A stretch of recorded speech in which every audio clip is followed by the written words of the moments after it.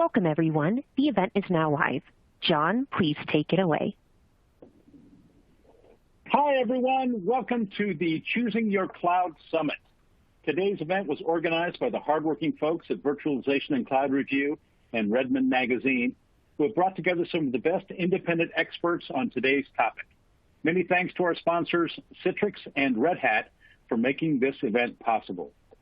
And thanks to you for joining us. I'm John K. Waters, Editor-in-Chief of Application Development Trends, and I'll be your moderator for the first of 3 information-packed sessions. But before we get started, I need to go over a few housekeeping details. Each of today's sessions is being recorded for later access. Keep an eye out for an email with a link to that recording. It'll be coming your way within the next few days. Each of today's sessions will be followed by a 5 to 10 minute Q&A. You can type your questions into the Q&A box at any time. Please feel free to add your questions as they occur to you throughout the summit. We'll do our best to get to all of them. Our sponsors, Citrix and Red Hat, have provided some extra resources that can be found on the right-hand side of your screen. Please take a moment to check those out. And last but not least, at the end of the 3rd session, one lucky attendee will be receiving a Surface Pro 7, Microsoft's ultralight tablet, which you must be present to win, so stick with us. And now on to our first session, State of the Cloud, the what and why of public versus private versus hybrid versus multi-cloud. For this session, we've called on technologist, content creator, and senior resultant, Howard M. Cohen. In his 35-plus years in the IT industry, Howard has held senior executive positions in many of the top channel partner organizations, and he currently writes for and about the IT channel. Howard is a sought-after speaker, an insightful observer of the technology landscape, and he's one of our favorite presenters. You're in for a great session. Take it away, Howard. Thank you very much for that introduction, John. John's introductions always make me feel great. Hello, everybody. I want to thank you personally for joining us today. I especially want to thank those of you who took the time this morning to send us good morning greetings on the Q&A panel. Obviously, you've been to our presentations before. You know the Q&A panel. We really appreciate the greetings. It's hard to get engagement in a medium like this, and every little bit counts. So thank you very much for that. As John said, we're here to talk about the what, when, why of public versus private versus hybrid versus multi-cloud.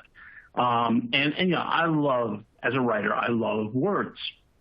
So frequently, if you've been to any of my presentations, you'll see me defining words first and talking about those words and the impact of those words. Well, the 3 words I want to first deal with today are what, when, and why. That's what we're here for, the what, when, and why of clouds. Okay.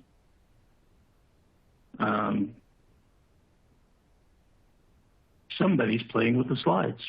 Okay, so the what, when, and why of clouds. I'd actually like to kind of turn that around a little bit and instead start off with the why, then do the when, then do the what. So bear with me. That's the sequence I'm going to move in. Other words that we need to kind of focus a little bit in on are public, private, hybrid, and multi-cloud. These words are used a lot in our language, in our discourse. We should really agree upon what they mean to us. So let's start with hybrid. No, I never like going in list order. So here's the thing about hybrid. You hear it all the time. You have to decide whether or not you're going to go to a hybrid cloud. And I don't get that. Personally, I'm confused by that. Because when you come down to it, everything is hybrid. Absolutely everything. How many of us have only public cloud? We don't use anything else. We have nothing on-prem. We have no private cloud servers out there. We just use public cloud.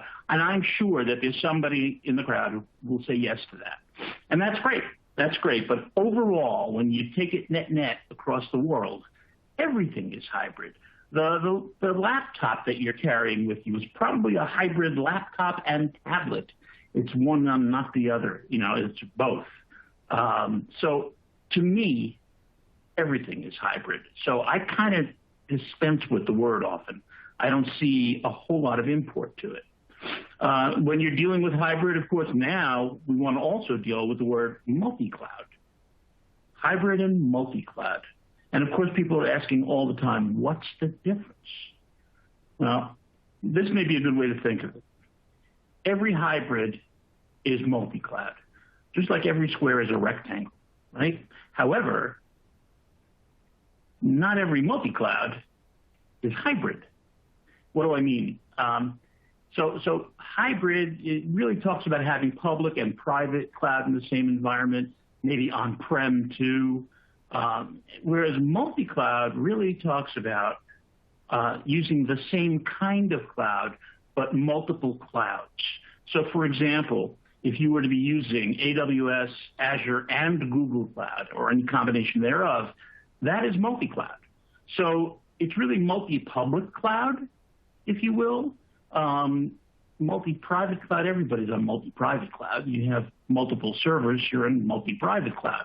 But really what we're talking about when we talk about multi-cloud is combining multiple public cloud providers to get to where we want to go. So let's get down now to definitions of these words.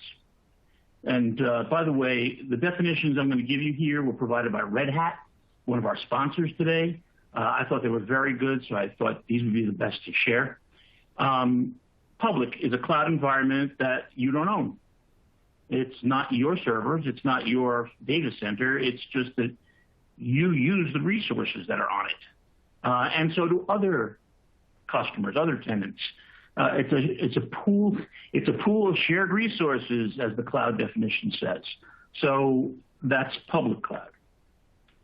Private cloud is loosely defined. I don't know why it's loosely, but it's basically all for one user. It's not shared by any other company other than the one company that owns it or uses it. And note at the bottom it says sometimes on-premise. This has been a point of confusion for people for a lot of years. Everybody thought, well, it's cloud, it's got to be elsewhere. It's got to be in the cloud, not on your premises. But that's really not the case. Private cloud describes a set of characteristics set forth in this publication 800-175. Somebody correct me if I got the number wrong. The definition of cloud computing. 4 pages. If you have not read it, go find it on the NIST website. It's easy to get a hold of, worth the time to read. Tells you all the characteristics of cloud computing. It defines cloud computing for you. Things like self-service, pool of shared resources, the layer of abstraction between the users and the underlying technology, lots of stuff. And it's a really well-written, tight, quick document that's very, very, very, very valuable. So it could be on your premises, it could be elsewhere, but it's private only to you. Hybrid says that you've got a combination. And hopefully your workloads can move between them, so you can orchestrate them to do that. You can manage them together, but not necessarily. Hybrid just means you have more than one kind in your environment. And then multi-cloud. Basically, it's more than one cloud of the same kind. In private, I don't think it has any meaning whatsoever. In public, most people think of the hyperscalers. The fact is, there are a lot of great smaller cloud providers who give more of a boutique service than the 3 hyperscalers. And they're worth exploring because some of them do things that the hyperscalers don't. So just a tip on that. Okay, so what are the advantages of each? Well, let's deal with public first. Okay, public is really the lowest cost. You're not going to purchase any hardware. You're not going to purchase any software. And you're only going to pay for the service when you're using it. It's almost all based on consumption-based pricing. No maintenance. Not only no maintenance, but also no electricity. You don't have to power anything other than your endpoints. No cooling. Usually when you have a data center or a network room, it has to be cooled to a certain temperature to keep the equipment operating. You don't do any of that. That's all gone. You don't have people running your data center because you don't have a data center, and you're not renting space for it. You don't need to maintain space for it. You just need an endpoint, and you can access public cloud. It should be unlimited scalability. If you're hitting the top limits of a public cloud's scalability, that's a heck of a lot of storage you're using there.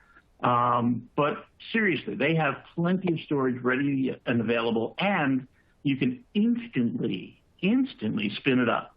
If you need a couple more terabytes, just click on the self-service console, you've got them. No ordering hard drives, no installing or formatting or any of the other stuff that we've been doing for decades. Just request it. They're obviously highly reliable. They got multiple redundant servers, multiple redundant data centers in most cases. They're not going to go down. This is the business they're in. Whenever they go down, boy, everybody hears about it. And it is inherently multi-tenant. It is meant to be shared by more than one company or organization, if you will. Private ostensibly gives you more flexibility in that you're configuring everything that happens on it.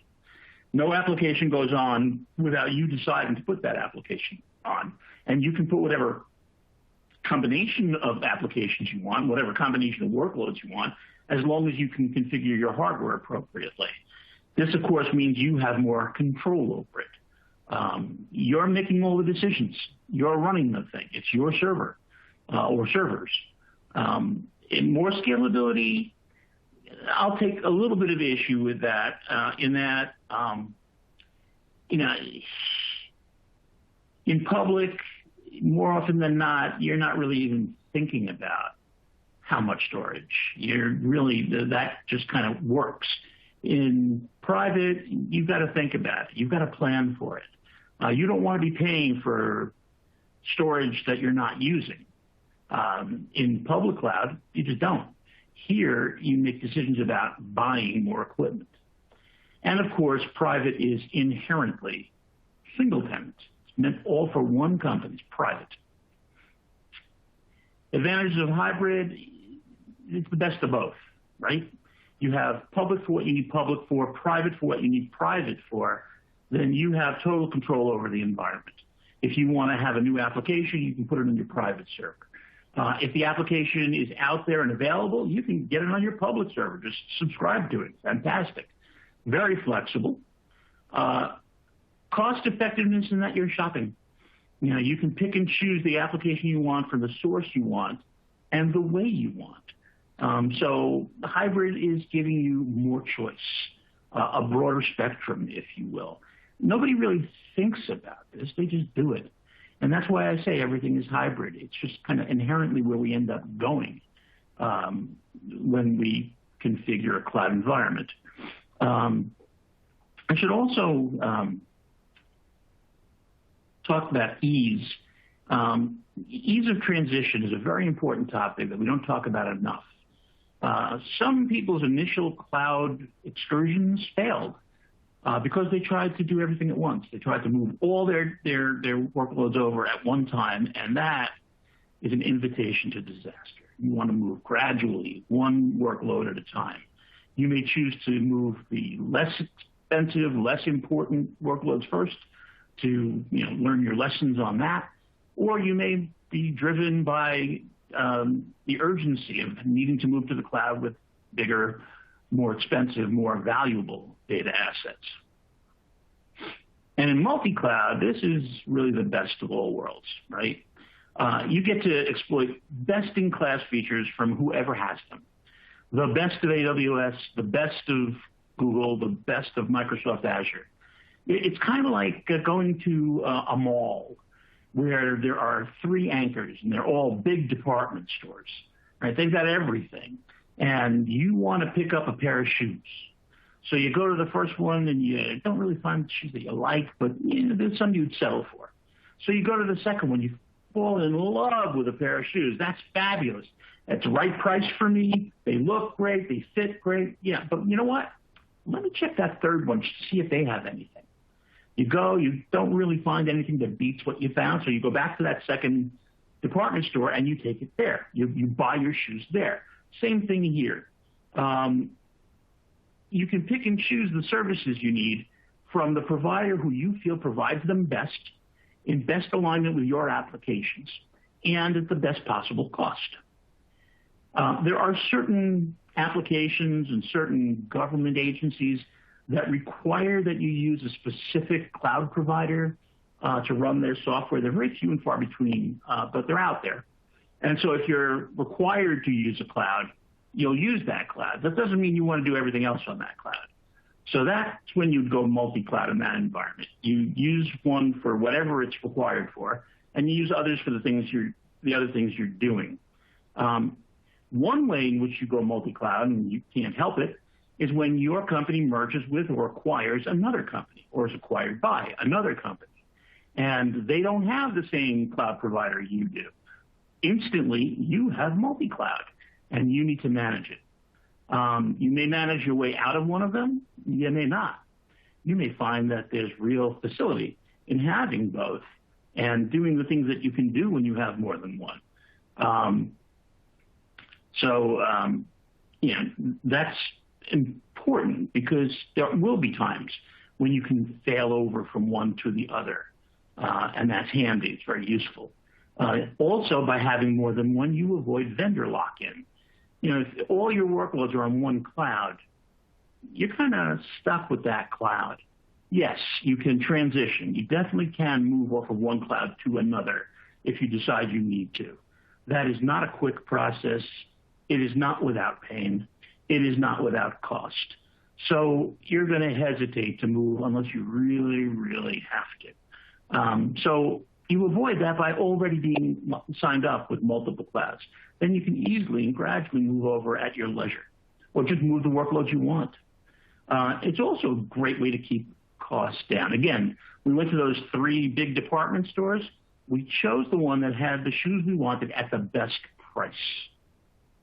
So in essence, we kept our cost on those shoes down. Same here. You're going to be consuming services from these providers. They each charge differently. So you will find that one has a better price. Not necessarily for long. They do compete with each other. They are very aware of each other's pricing, but you can be the beneficiary. Okay, so we said we would deal with the why, the when, and the what.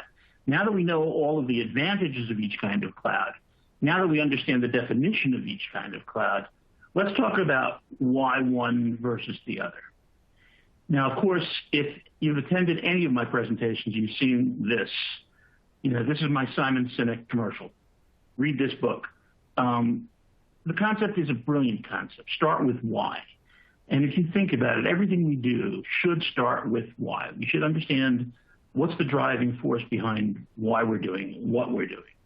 And what I'm going to talk about is establish your decision criteria. More often than not, they'll be based on your desired business outcomes. It's not so much what you do it with as it is what you do. Focus on what it is you want to do. Focus on the outcomes you want to create and the impact you want to have on your business, which is usually increasing profit. Start with that. Get it really well defined. Be very specific and very clear about what you're setting out to accomplish with this new cloud environment you're building. From that, you can identify which workloads and applications you're going to be using to achieve those goals. So you can justify and validate each decision for a given application and for the construction of a given workload. And then once you've decided that, you're going to decide why you should choose one cloud over another cloud. It's kind of a simple sequence of events. As I alluded to earlier, there is a tendency to want to really go at it. And my advice is do not boil the ocean, or do not try to boil the ocean. And for those of you who are ecologically conscious, This is not an ocean boiling. This is a school of fish causing it to look like the ocean is boiling. So it's all okay. This is the point at which you need to decide when. What do I mean by decide when? You're going to have some short-term objectives that you want to achieve first. Okay, there are some things that this is why you're going to the cloud. These things must happen first. And that's great. That's great. If you can identify those and they're the kind of projects that get you some early wins. Early wins drive user adoption, and nothing will stop a project in its tracks faster than poor user adoption. The users have to adopt it or it's useless. So short-term planning, get the applications people really need where there's a big payoff for them and for your organization, and that's great. However, keep in mind and have in your near-term view what your next group of applications are going to be. Why? Because as you start to build your clouds, you do want to build it to be something that you can keep using on into the future. You don't want to have to be throwing away your investments and replacing them with new. That was much more important when everything was on-prem, sure, because you'd actually be throwing out hardware. You'd be forklifting stuff out of your data center, forklifting new stuff in. That's painful. Here, it's choosing one service over another, but again, it's still somewhat painful.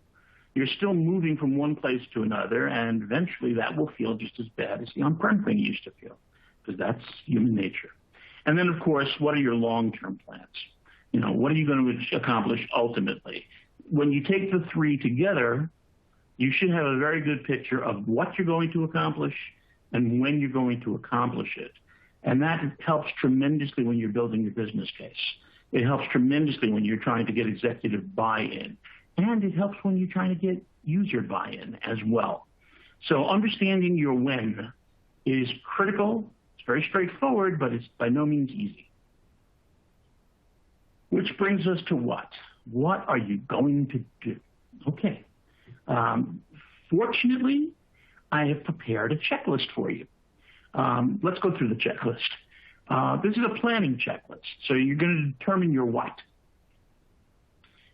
First, we're going to check off that we understand what we want to accomplish. Okay, we just did that in the why. That was great.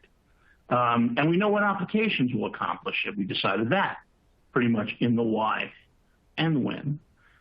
We know what capacities each workload will require. That's kind of new stuff. We have to start to really think about that.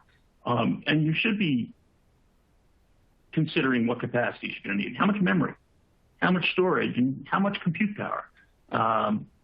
You want to know these things in advance because you want to budget. You know, in a consumption-based billing world, you pay for everything you use, only when you use it. But the point is that you do pay for everything you use. And so you want to know how much you're going to be paying this year in storage. How much do you think you're going to be paying in the coming year for memory and compute and everything else you need from your cloud provider?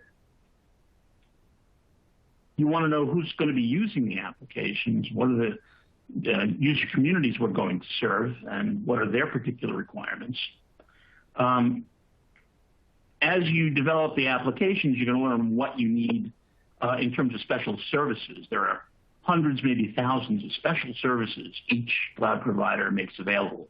You're going to want to familiarize yourself with them because there'll be some applications that run infinitely better when you use those services. Ultimately, we need to know which cloud will serve each application best, and that's the place that we're at. We need to determine that.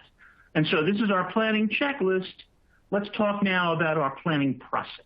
How do we plan for these things? And what are the considerations we have to observe? Okay, so the first one up is cost, always. The difference between a great company and a poor company is that the great company knows its costs. Just that simple. If you don't know your costs, you're not going to stay in business long. So here we have to develop a mixed cost control and reduction strategy. We always want to control costs, but we also want to reduce them whenever and wherever we can. And in multi-cloud especially, tons of opportunities rise all the time. So we're going to want to stay aware of those. You have choices. You can choose a per seat service where you're paying X dollars per seat per month, per quarter, whatever, per period. And that's it. You have users who use each of those licenses. Of course, some of those users may leave. They may be terminated. They may decide to leave your company. And when they do, their license can't be given back. So it's ostensibly put into storage. It's idle. Then somebody else gets hired. And you onboard them, and somebody buys them their new license, and oops, why'd they buy them a new license? We have one in storage that's not being used. Let's use that first. You can't imagine how often that is not the case. How many people just simply ignore those stored up licenses, and they just sit there idle while more and more are purchased. Obviously, we're passing up a great opportunity to reduce cost. Great opportunity. So you need to have processes in place.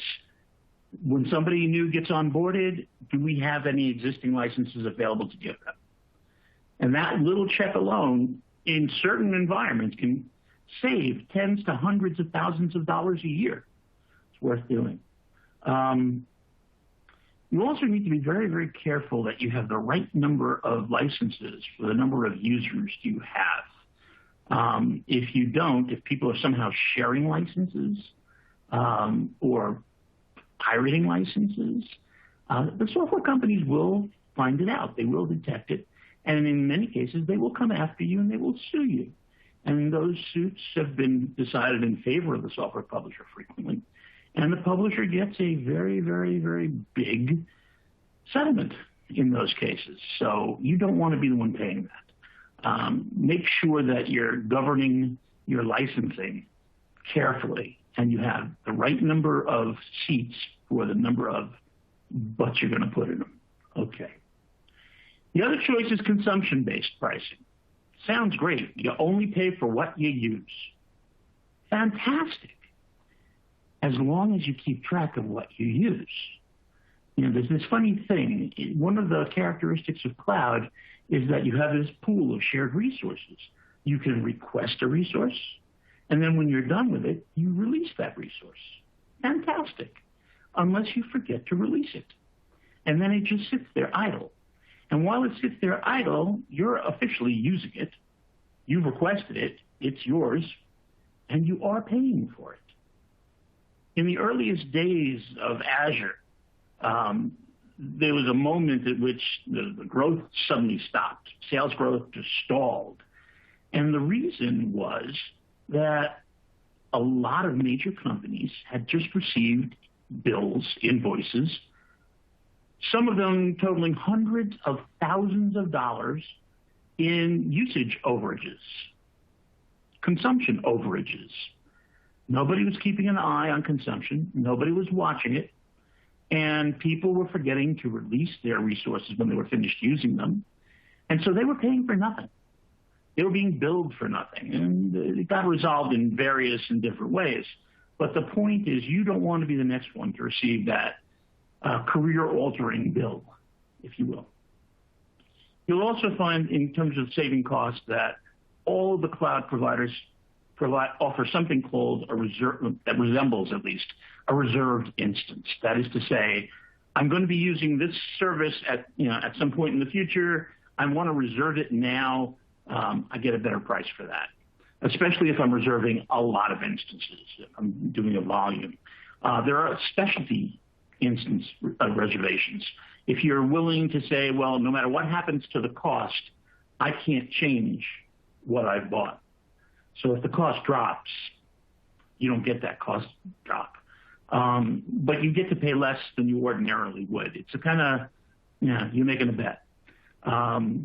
You've got to really be careful. You've really got to look at the program, understand what the rules and regs are before you start taking advantage of any of them. Appreciate the value of automation. The more you can automate, the faster you can get things done, the more that you can keep your consumption down, which keeps your costs down. You're going to want to figure out how to charge departments back and how you track that. So you need the right tools for that. And you need visibility of everything. If you're going to control cost, you have to be able to see everything that you're paying for. So you're going to want an ad hoc, at the moment look at anything you need to look at. You're going to want monthly, quarterly, and yearly reports so you can figure out what your trends are. But be very demanding about visibility. Every application in use, every workload in use, every user who's on the system, virtual machines that get left hanging out there that aren't used. There's all kinds of things to watch for. You need to be able to see what's going on around you. And this way you can avoid overage charges. Next up is service level agreements. And really in our context, it's service level objectives. What are we going to provide to our user community? It's a contract between us, the cloud service provider, and our users. Now, notice that hybrid manager of cloud spells HMC. I like that a lot. But seriously, what's defined in your service level objectives has to have a strategy built for it that exists in your management too. How are we going to achieve those objectives? What are we going to do to make sure we do? Basically, all of this is built around managing your users' expectations. You don't want to disappoint your users. You don't want to let them down. So let them know what they can expect and then deliver what you say you're going to deliver. This is your best way of preserving that layer of abstraction I mentioned before, where the users are on one side of the layer, the underlying technology is on the other side, and they never connect. The users just use. They just worry about the work they're there to do. They don't have to worry about where the storage is or what the memory is, or they don't have to worry about anything. They just put their hands on the keyboard and get to work. You're going to be worried about availability. Service level agreements usually describe a quality of service, quality defined in terms of availability. This is the famous 5 nines. When you've heard 5 nines, that means that we're committing that the system will be available 99.999% of the time. It will only be down 0.0001%, which is still a couple of days, maybe a week. So that's still downtime. But that's the expectation that we're setting, that basically almost always available. There are many cloud services that offer 3 nines. Some that are even honest enough to offer a 99.5%. And I suspect we'll see that tail downward a little bit. And also specific performance. When you say you're going to be able to make available a certain amount of memory and a certain amount of processing power, it's got to be there. And finally, the last quality that you want to commit to is resilience. And that's really a part of availability. That all kinds of things can happen, mistakes, errors, attacks, acts of God, what have you. But the system can continue to be available by building in more and more system resilience. Okay, the first thing that's on everybody's mind lately is, of course, security. We're all worried about security. It's getting compromised so much all around us. Security begins with the user. So you're going to need cross-cloud credentials, the ability to log into all the clouds. You may use a single sign-on solution for that. But the user has got to be authenticated to each of the systems they use. They have to receive authorization to use the specific resources from each of those clouds. And you have to also provide access control. Basically, that says that not only the user needs to be authenticated, but the device too. We want to look at the device, interrogate the device, make sure that it's configured properly, make sure that it is what it says it is, and that it's properly protected and has enough security built into it that we can allow it onto the network. You want to basically validate the user and their device. That's the first step. The second step, and this may actually just be all the time, is that you want to be constantly on the hunt. You want to be looking for trouble. You want to be out there hunting for cyber threats on the network. And there's various platforms and tools Some of the platforms do it for you over the cloud. Some of them, you have your own staff do it with the tools provided. But it's crucial to be looking for the trouble before the trouble gets to you. This is what kind of led to the progress from intrusion detection to protection to prevention. It was great to detect an intrusion, but by then they were already in. So we wanted to protect against that, not let them in. We know they're there, but we're not letting them in. Then we said that's not even enough. We want to prevent them from even getting to the door. We want to stop them in their tracks long before they get to us. Next step is probably prediction, where we're able to predict where threats are going to come from and just close the doors well in advance. This will continue to get better and better and better. The bottom line is you want to catch threats before they become dangerous. Of course, you have to have anti-malware. There is a new malware threat introduced into the internet every 39 seconds, according to a recent survey. 39 seconds. That's about 2,500 a day. That's a lot. And you have to be ready for all of them. And that's why you're constantly downloading more and more signatures. You've got to have a good strategy for protecting yourself against all the nasties that are being put out there to attack you. And then, of course, there's everybody's favorite compromise, phishing, which, of course, leads to ransomware. A phishing email is just that. It looks fishy. Okay, or maybe it doesn't look so fishy. Maybe it looks real. It's from your bank, or it's from one of your partners, it's your lawyer, or what have you. Somebody you know. And it looks like it's coming from them. It's their colors, it's their logo, their typography. It looks like it's from them. If you're being careful, and if you're interrogating each email thoroughly, you'll notice that the O in their name is actually a 0 in the URL. Well, that's not right. And you can't basically tell if an L has been exchanged with a 1. So you may think you're looking at the word you're thinking of, but it's not. A reformed URL is probably the easiest way that you can spot a phishing email. There are much more sophisticated ways. And once you click on the link they ask you to click on, or you open the attachment they ask you to open, that's all she wrote. All hell breaks loose. And then the ransom note comes, if you want your data back, you got to pay this ransom. Not fun. The best way to protect yourself, there's actually two, but one of them is encryption. It doesn't help you if you lost your data, if they've stolen it or corrupted it, but it does help you if they're trying to steal your data, because then they'll end up with gibberish. And you just don't have to worry about them using your data, because it's not understandable. As long as they can't get their hands on the key. You don't need to share the key with anybody. Not with the cloud provider, nobody. And when the cloud provider doesn't have the key, here's another level of protection. Protection against the government.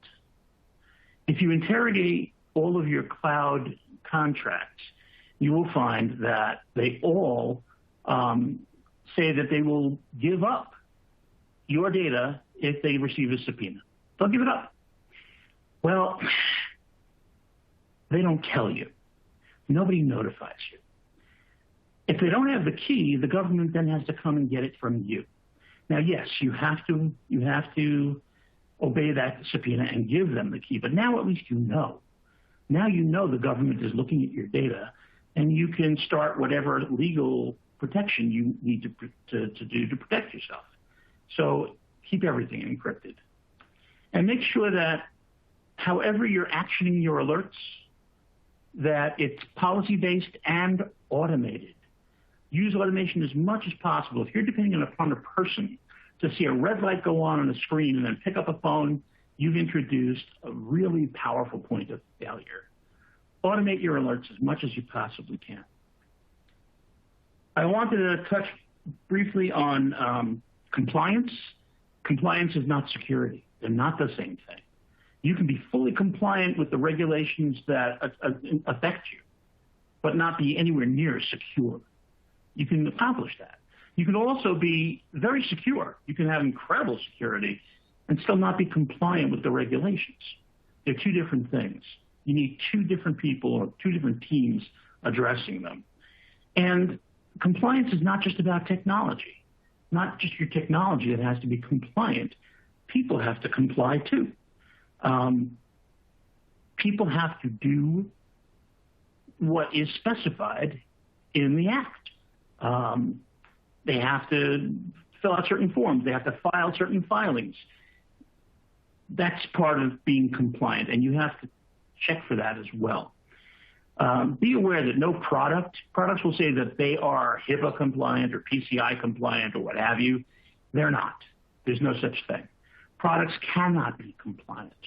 Only you are compliant. Now, products can be certified to contribute to your compliance, but unto themselves, they are not. I also want to mention that in most regulations, you not only have to be compliant, you have to document your compliance and prove that the things you've done and documented have been effective. When you get ready for an audit, that's just reality. You're usually going to encounter three levels of what could be considered regulations. The first one we're all familiar with, government regulatory acts. The second one is any technical policies from your providers. Your public cloud providers may have specific rules of things you cannot do with their software. And then the last is company policies. If you're doing it right, you have established a policy for your users. You expect them to abide by that policy. So that's a level of regulation that they need to be concerned with sticking with. So your strategies to achieve and to maintain compliance include the establishment of a policy up front, workflow automation to track the completion of all the things that must be done to be compliant, internal automated compliance surveys like we discussed, and you need to always be in the mode of preparing for audits. Crucial. Other planning for governance. Gartner defines information governance as the specification of this, who's going to make the decisions, who's going to decide what to use, who's going to decide who gets access to what, who's going to decide where things are stored. You have to identify who is, because if you don't, people may start obeying the instructions of somebody who's not authorized to give those instructions. You need an accountability framework that people understand this is the value of the data asset that I am liable for if I'm the one using it. When is it going to be archived? When are records going to be deleted? There are certain records that have to be deleted after a certain period of time. Often you set that in your own policy. You have to make sure you have governance checking to make sure that that is adhered to. In a lot of regulations, the regulation stipulates that you have to adhere to your own requirements. You set the requirement, you fulfill the requirement. And if you don't fulfill your own requirement, you're fined. So, and governance is responsible for enforcing the processes, the roles, the policies, everything that ensure effective and efficient use of your network and the information that rides on it.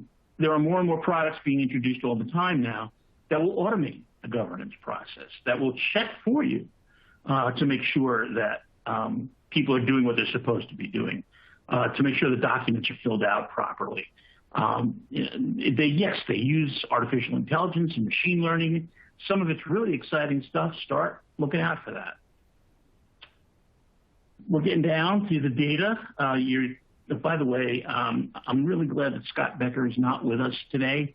I did not include the bacon slide. So if anybody sees Scott, tell him he didn't miss it. Every data entity must be evaluated. You must know the value of every data asset. These are probably, and it says right here in The Economist, your most valuable resource, your most valuable asset are your data assets. And so you've got to be extremely, extremely careful to know the value. Why? You don't want to spend more on protecting it than it's worth. That's one thing. And two, I mean, this is a balance sheet reality. the value that you establish for your data goes on your balance sheet. So be very stringent about data valuation. You have to establish strict backup procedures. Not for nothing, but backup is your second best defense against ransomware. If you've got a backup of the data they stole, you just restore the backup and off you go. Which means you've got to be careful to be checking and constantly reassuring the integrity of the data. Is the database fully intact and uncorrupted? Sovereignty is an issue. Where's your server? If you're using the cloud, where is the cloud server? Clouds are data centers. Are you using a data center that's located in a company that allows your data in it? Or are you using a server that's in a country outside your country, and that's forbidden? Depending on which country you're involved with, data sovereignty can become a big issue. And of course, you need to have an acceptable use policy so that everybody knows what they can and cannot do with the data. And one more time, I'll keep on hammering it home, always encrypt your data. Whether it's at rest in storage or in flight across the network, it's always encrypted.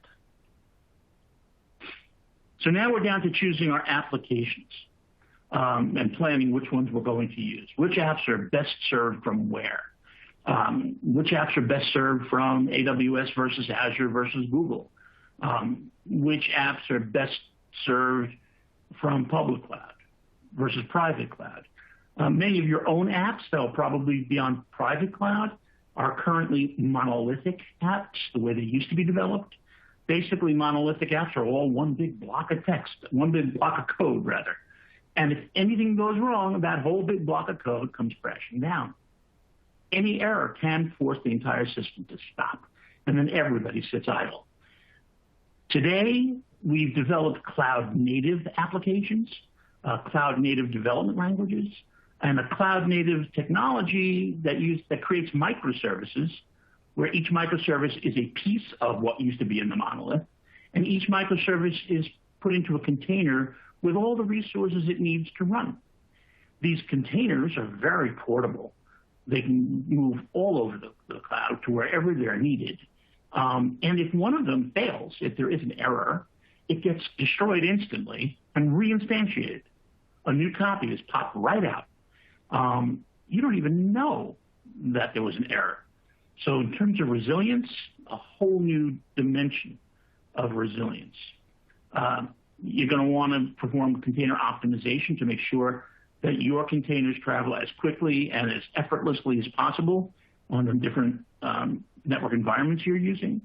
Scheduling them to move where they go is a process called orchestration. You want to make sure that you have systems in place to perform that. You definitely want to consider DevOps. DevOps accelerates the deployment of applications by bringing back feedback very quickly. The operators deploy it, get feedback quickly, bring it back to the developers. The developers create another version, and then the cycle goes around and around and around. It's an iterative process meant to achieve continuous improvement through continuous deployment. And in a microservices environment, it's almost mandatory. But it is a cultural change. It's a big change, so be prepared for that. And yes, you want to make sure that you consider your artificial intelligence and machine learning issues. If you are indeed choosing application or developing applications, you want to know that you're working on the platform that serves them best. Big data issues are also a concern. Can your cloud handle the level of data, the quantity of data, the velocity of data, and the variety of data that you're looking at? And then there will always be migration issues. What kind of tools are available to help you move from wherever you were to the clouds of your choice? Now, we talked about hybrid infrastructure. I'm going to run through this very quickly because we're kind of getting out of time. Your goal is to have one console. Why? One console is for your network infrastructure, your on-prem infrastructure, your cloud services. It'd be preferable if all of that was in one console so that you could see everything in context. You can compare and contrast. You can say, is this one working better than that one? And you can make decisions that maybe I want to move to a different service on a different cloud because this isn't operating adequately. You can only do that if you can see it all in context. And the only way to do that is to bring it together. You're going to be managing management complexity, and you're going to be managing scalability. And so each of those is an issue that you're going to have to contend with. Your goal, ultimately, is seamless management of everything. Now, it's not easy today. It's getting easier. It's easier than it was yesterday. It'll be easier tomorrow. Hang in with it, and you'll see that the tools are coming every day. You want to reduce tool sprawl. You want to get down to one tool. And if they change something in the front end, you can bet they're changing something in the back end, so you need to be aware of that. I'm just going to race through these slides because they just provide more detail to the four things we've just talked about. Serverless, on-prem infrastructure that is serverless, no such thing. The definition of serverless are servers that you don't maintain. That's what serverless really means. So you can't have a serverless on-prem.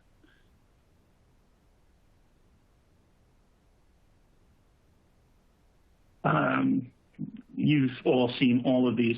The bottom line on cloud services is that someday everything will be available as a service. And so that's kind of where we're moving.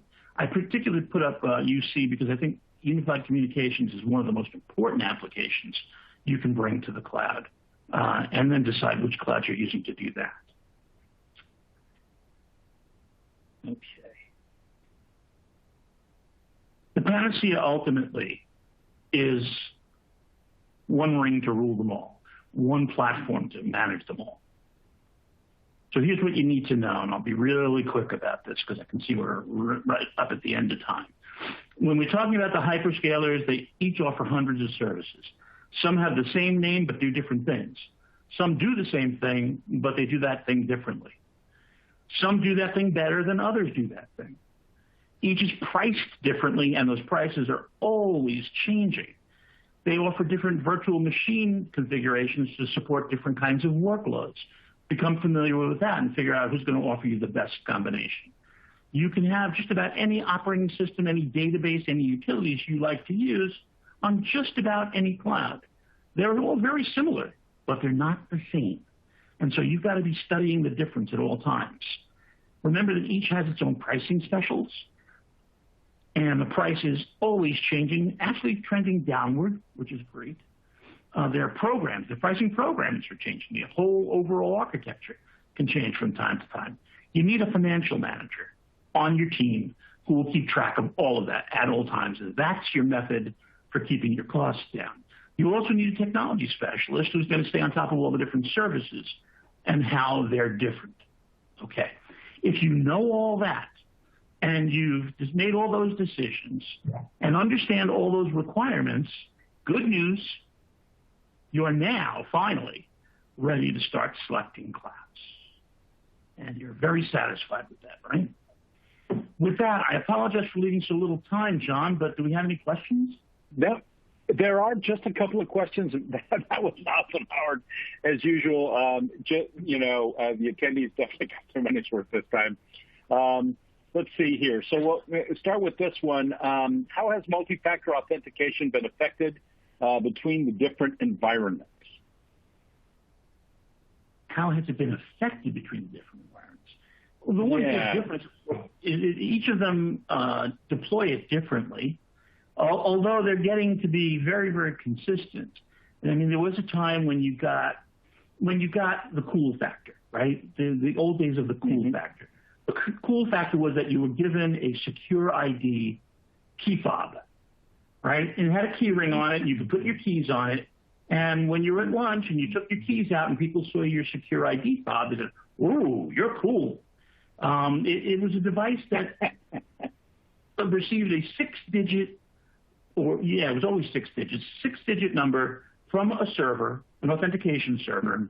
And you entered that after your password, and then it let you in. It was two-factor authentication. And by the way, all two-factor is multi-factor, but not all multi-factor is two-factor. You may have more factors. But the good thing about the fob was that it combined something you have, that fob, with something that you know, your password. And so there was a two-step that combined. There are many other biometric ways to do it. There are retina scan devices. There is software that can read the way you type, and from your typing cadence determine that you're you. It's kind of amazing when you see it in action. There's all kinds of ways to do it. Today, most everybody is using your mobile device to send you your release code. Some platforms, like Microsoft, especially the Authenticator, are releasing authentication software. But I'm watching the way this is rolling out, and I suspect that Authenticator will go, and they'll just decide that, sending out a code or calling in for a code, that's just fine. That just works. Mm-hmm. Here's another one. Have you seen a lot of companies moving away from a purely cloud-based solution to a hybrid solution? All right, say it again. From purely cloud solutions to a hybrid solution. Yeah, I see what the confusion is. A hybrid solution is a cloud solution. So yes, I what's the trend you're seeing here? You will see companies move to from a single cloud to hybrid. First of all, because that's the nature of the cloud. It's not the cloud. It's the clouds. It's always been the cloud. Mm-hmm. It's all about mixing and matching the cloud services you want to use so that they all work well together. And your management challenge is making them all play nicely in the sandbox together. But when you've got a private cloud server and you're running your core business applications on it, and then suddenly you see Office 365, you say, ooh, or Google Workplace. Say, ooh, that's better than buying software every year. You've suddenly gone hybrid. You've added a public cloud to your private cloud. So, yeah, that's the trend. Okay. What is a rule of thumb on how incremental work/cost is needed to run a private cloud versus public or hybrid cloud? Is there the rule of thumb? If I were to come up with go ahead. If I were to come up with a rule of thumb, the ratio you have to establish is between, first of all, does the private cloud solution and the public cloud solution solve your problem equally? Do they fulfill your objectives equally? If they are fulfilled equally, then the least expensive one is the one you're going to choose, presuming that they're both from reliable cloud providers. That's another thing. You make sure you're working only with reliable cloud providers. They're handling your data. Don't go wading in that pond there. Yeah. So that would be my that seems like a good. Okay. That seems like a good segue to this question. How has the increase in ransomware attacks affected the migration to the cloud? Has it slowed things down? Are people a little more timid, or is there what's been the impact? In 2012, Microsoft engaged a survey company to run a survey that basically asked executives which allows you to sleep better at night, knowing that everything is on your premises or knowing that everything is in the cloud. It's 2012. And the overwhelming majority of executives said cloud, that they feel much safer in the cloud. And asked to justify it, they all talked about how cloud providers are able to spend a whole lot more than any given company on securing their cloud, securing their servers, securing their network. And so ransomware, if it's me, I would rather have my data in storage in a cloud service than have it here in my office, because my office is going to be a whole lot easier to penetrate. Also, the key to success in terms of storage is to constantly back up your data incrementally so that you always have a complete backup as often as possible, and that you observe the 3-2-1 rule. 3 copies of the data on 2 different kinds of media, and one of them unreachable. Now today, because these cyber criminals are now going past your live data and they're attacking your backup data too, then, well, you need to have a copy that's air-gapped, that's on a server, that's on a server that's not connected to the network. It's crazy, but that's really where we're at, and there are services that can do that. You need to be very, very protective. To me, they can be more protective than I can. I've got a great firewall, love my firewall, but I know theirs is better. Eek. That was a great session, Howard, but we've run out of time for questions. Thank you, my friend. That was awesome. Thank you. And thank you all. Okay, okay, everybody, we're going to take a short break, but we'll be back at the time in a few minutes. We'll put it that way for our second session. Pain points, when to consider switching or evolving your cloud architecture, led by the awesome Carlos Rivas, Senior Solutions Architect at Intervision Systems, and moderated by my esteemed colleague, David Remmel, Editor-in-Chief of Virtualization and Cloud Review. Many thanks to Howard M. Cohen for a great session, and to our sponsors, Citrix and Red Hat, for making it possible. Now would be a great time to check those extra resources on your console provided by our sponsors. And remember, during today's third session, we'll be giving away a Microsoft Surface Pro 7. But you must be present to win, so stay tuned. Back in a few.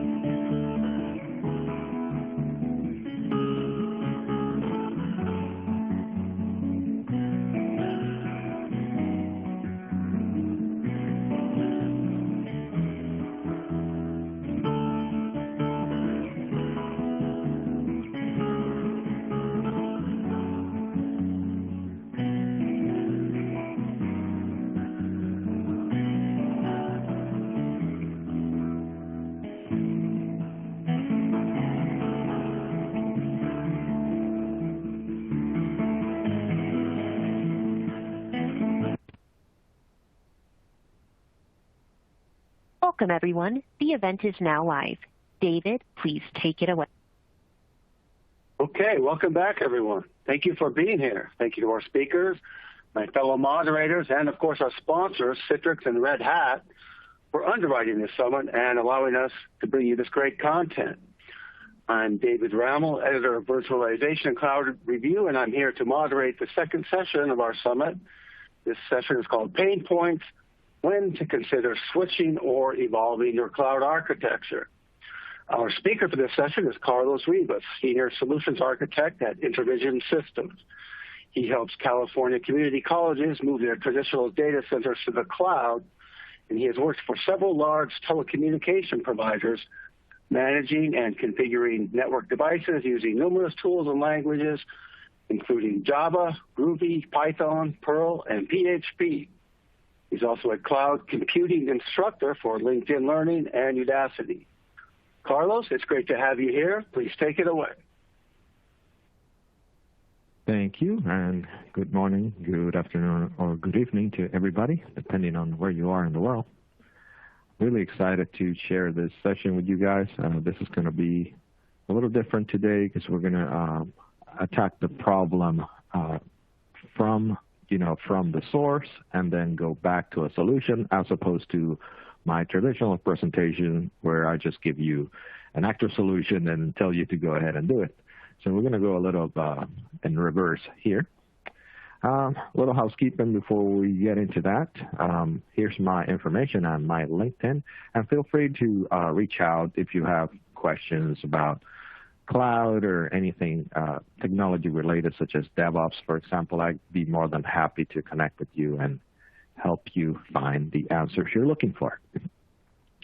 So as I mentioned, today we're going to be talking about pain points regarding your cloud, and we're going to do it a little bit backwards. So we're going to first mention a specific pain point that I've been able to identify while working with various customers in the cloud space. And then I'm going to discuss what could you do to get out of that particular pain point, and then perhaps provide you with specific solutions and diagrams that you can use to be able to proceed with that specific solution. So with that, let's just get into it right away. Let's see here. Okay, the first one is going to be the account access.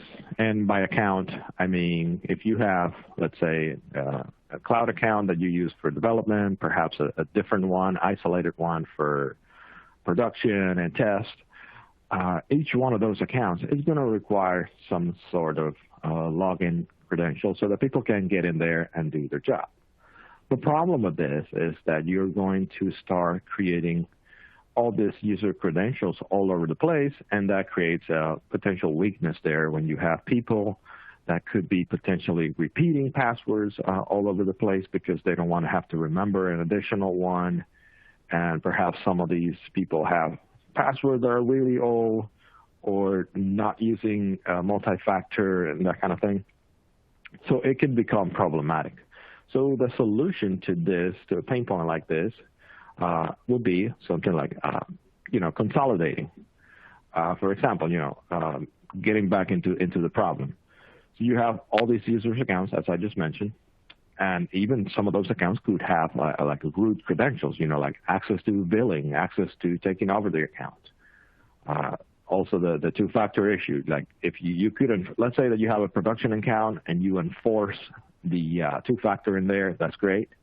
But then you may have a development account that has the two-factor disabled, and it can get problematic. The same thing goes for password policies. Or you have to have all these policies in place to say, okay, I need people to change their password every 90 days, for example, and enforce that.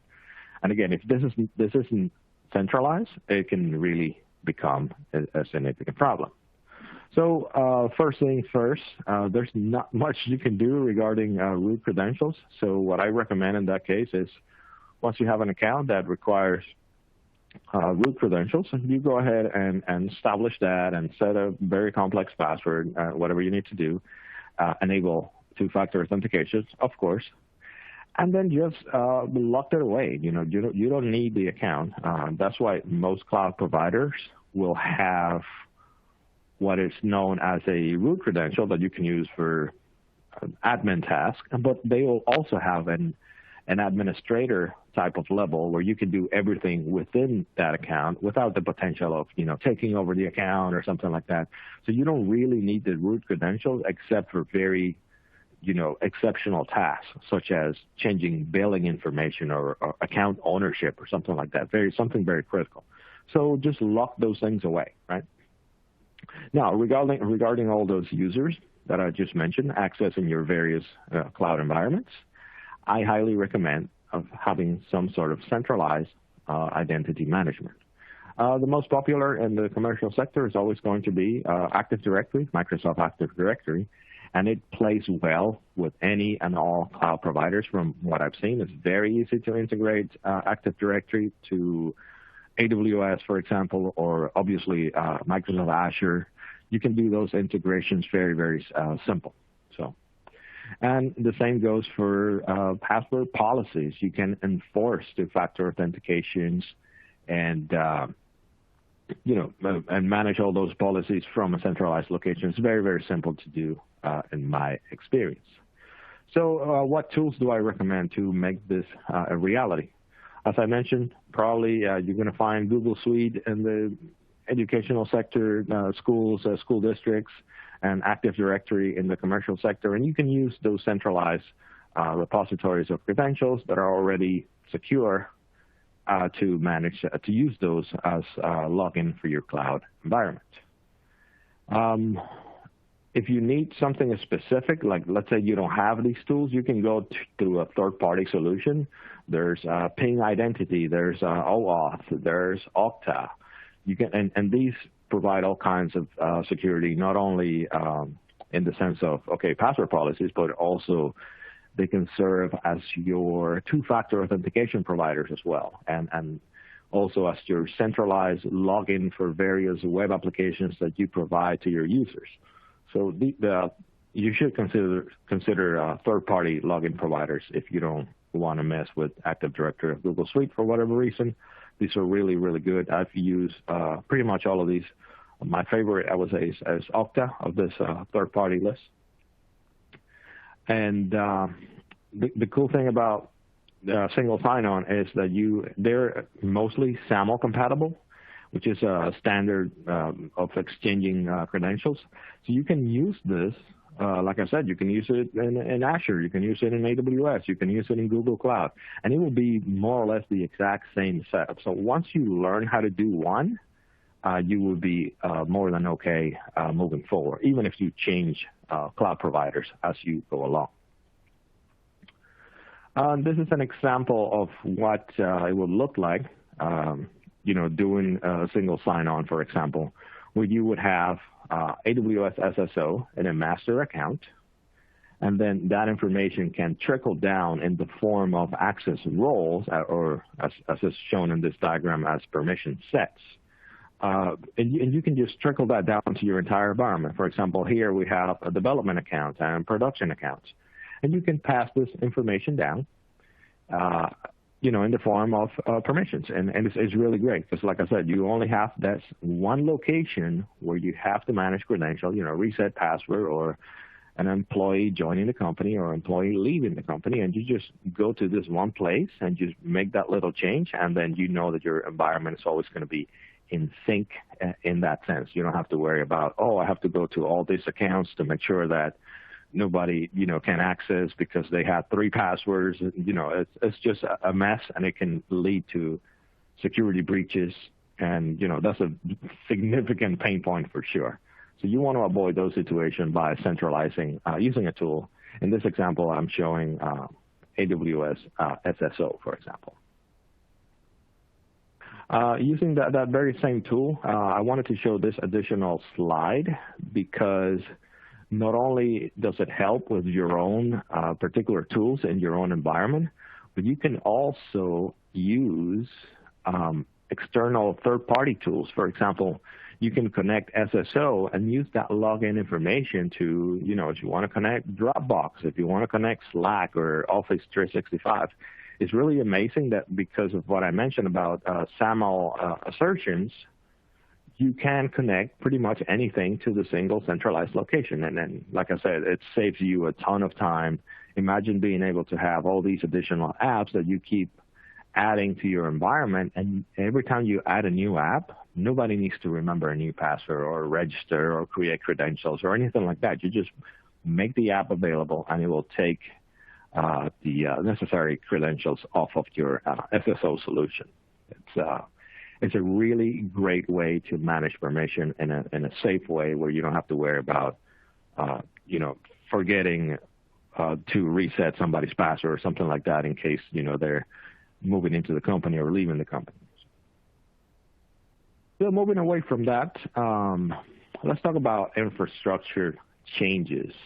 What I mean by this is when you have a scenario where you have a network and you have an on-prem network and you want this cloud provider to talk to your on-prem network, and you start growing a little bit, and things can get pretty dicey quickly if you don't know how to expand.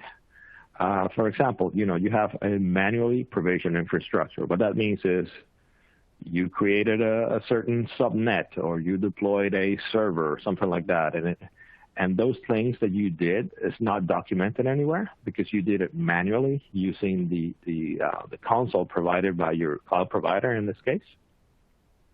And that leads to hard-coded values. For example, you have a server that has 80 gigabytes, for example. Like, nobody knows this machine has 80 gigabytes if it's not documented somewhere in some configuration file, or if it's like if you just went ahead and did it, that's not a great situation to have.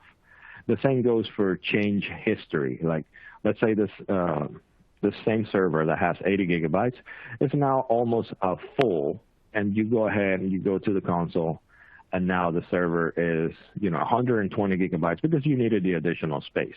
But again, if this isn't documented, like, there's no way to move forward here. If something happens, so let's say that you have to refresh the environment or create another copy for development purposes, you're not going to know, hey, is this server still supposed to have 80 gigabytes of space, or is it 120? Like, what's going on here, right? So that happens when you work manually. So if you can avoid that, please do, because otherwise it creates a mess as the technical debt keeps mounting, right?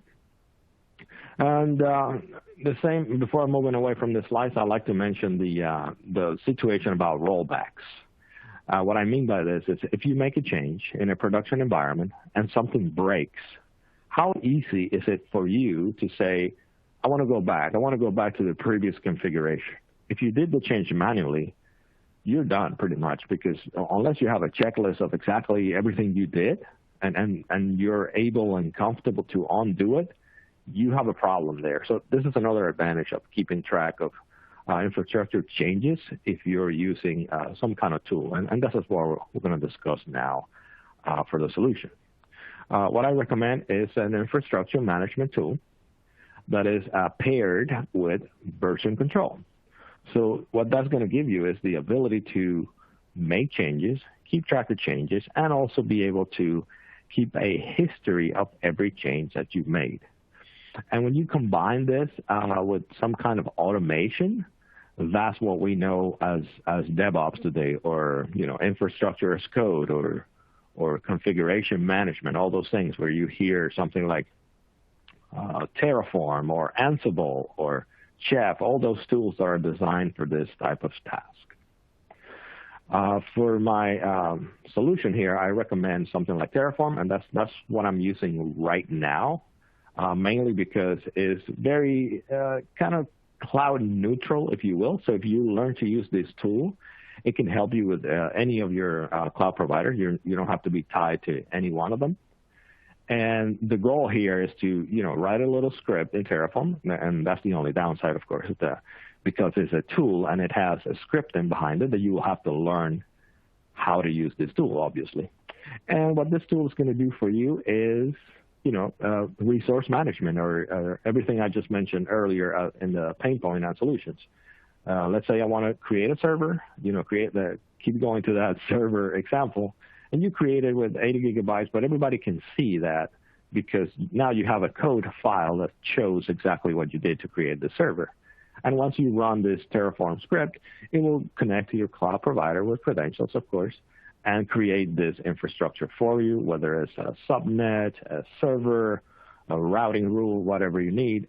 And it's always going to be, the script itself is self-documented because you're basically writing everything that you want to see happen. And let's see here. We have also CloudFormation, and of course this one is AWS specific, not us, Terraform, which is kind of independent there. And CloudFormation, what it does is it's kind of the same, but I wanted to highlight this one because it's a lot simpler than Terraform. This doesn't have kind of logic in there. It's just really a template that can be either JSON format or YAML format, and it's going to be just a listing of resources. It doesn't have much logic to it, but still it's a really good tool that you can use to be able to declare your resources and run it through CloudFormation, and it will deploy everything to your environment. Moving on here, and this is where I mentioned the automation part or the DevOps part of the deal, which is you have a repository, some Git-compatible repository. In this case, I'm showing GitHub, where you would have your little scripts or your CloudFormation templates or something that will have that particular resource declaration, your server declaration, whether it's networking or servers or anything like that. And then you can run this through an automation. In this case, I'm showing AWS Code Pipeline, but it could be something like Jenkins or Circle CI or any sort of automation tool like that. And once you have this thing, you can run it through there. It will run CloudFormation. It will deploy your resources, and then that's it. If something happens along the way, you can always say, hey, I don't like this change. It's actually breaking stuff. You can always just go back to the repository and say, I want to roll back to the previous version so I can remove the change that I did. And you don't have to know which change you did because that's what the version control software is for. And once that happens, you just redeploy once you roll back, and everything goes away. Everything goes back exactly to where it was. So you have this ability to roll back very, very quickly in the event of a crash or an undesirable result. Moving on to our next pain point, and this is very much related to what I would just mention, but this one can really creep up on you if you let it, which is the network topology pain point. Let me explain. So usually you move to the cloud and you have this little network. You declare a network, usually is 10.00/16, and say, hey, I have this VPC with this particular network mask, and that's all I need. I'm going to declare maybe a couple of subnets in there, and that's it. The problem with this design is that if you don't consider expansion, that's when it becomes a problem. Because 6 months from now, somebody might say, well, we have this VPC, but we want to separate, for the reasons of security, we want to separate development workloads from production workloads. Well, you could say, well, I'm just going to create a different VPC, perhaps in a different account. And what that's going to be is, okay, now we're going to call this one production. Well, if you keep doing that now, let's say for another test environment or something like that, now you are in a situation where you have all these separate networks that at some point may need to talk to one another, and now you have a routing mess in your hands. So that's a little bit of a problem there, especially if you combine all these networks that I just mentioned with the ability to talk to your on-prem network.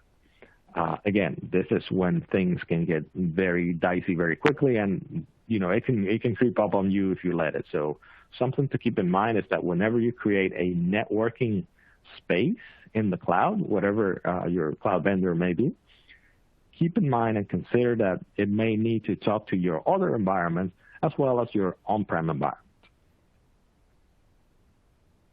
So what do I recommend to solve this problem? Well, you have something like a transit gateway, which is, like I said, it's available in all various cloud providers. What this does is it allows connectivity back and forth across networks. Simpler solutions are something like a VPN. A VPN is usually where you're just going to connect your on-prem network to a specific one of your networks in the cloud. Or something like VPC peering, which is the simplest solution. Actually, you can do this in a couple clicks in pretty much any of the cloud providers. And this is just to provide back and forth connectivity across two networks. The only requirement for VPC peering is that they must be non-conflicting networks. So if you have a 10.0.0.0 network, your other peer needs to be different addressing. It cannot be 10.0.0 again because you're going to have potential IP collisions there. So that's the only downside there, but that's probably the cheapest and simplest solution is you just need to connect two cloud networks to one another. This is what it looks like, that VPC peering I just mentioned. You would have, in this example, VPC A is a 10.0.0 network, and you connect that to a 172.31 network, and it's very, very simple. You just establish that peering connection, and then the machines can talk to one another. It can get really tricky if you say, well, I want to connect the VPC A to my on-prem network, through a VPN, so I can talk to the machines from my internal network to the cloud. No problem there. But the problem comes when you have this connectivity and you want to reach a machine on VPC-V, and you only have a VPN on VPC-A. So it can get tricky very, very quickly. So that's why this is the simplest solution and may not be the best case for everyone out there.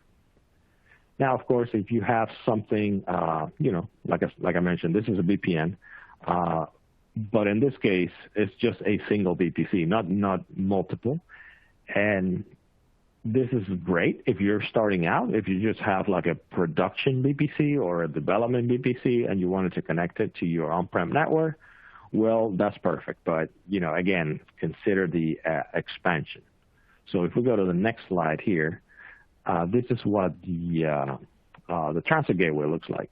The transit gateway is a centralized location that you can use to VPN to the transit gateway, and then from there you can add routing rules that are specific to transit. In this case, I want to be able to talk to development. I want to be able to talk to production and testing.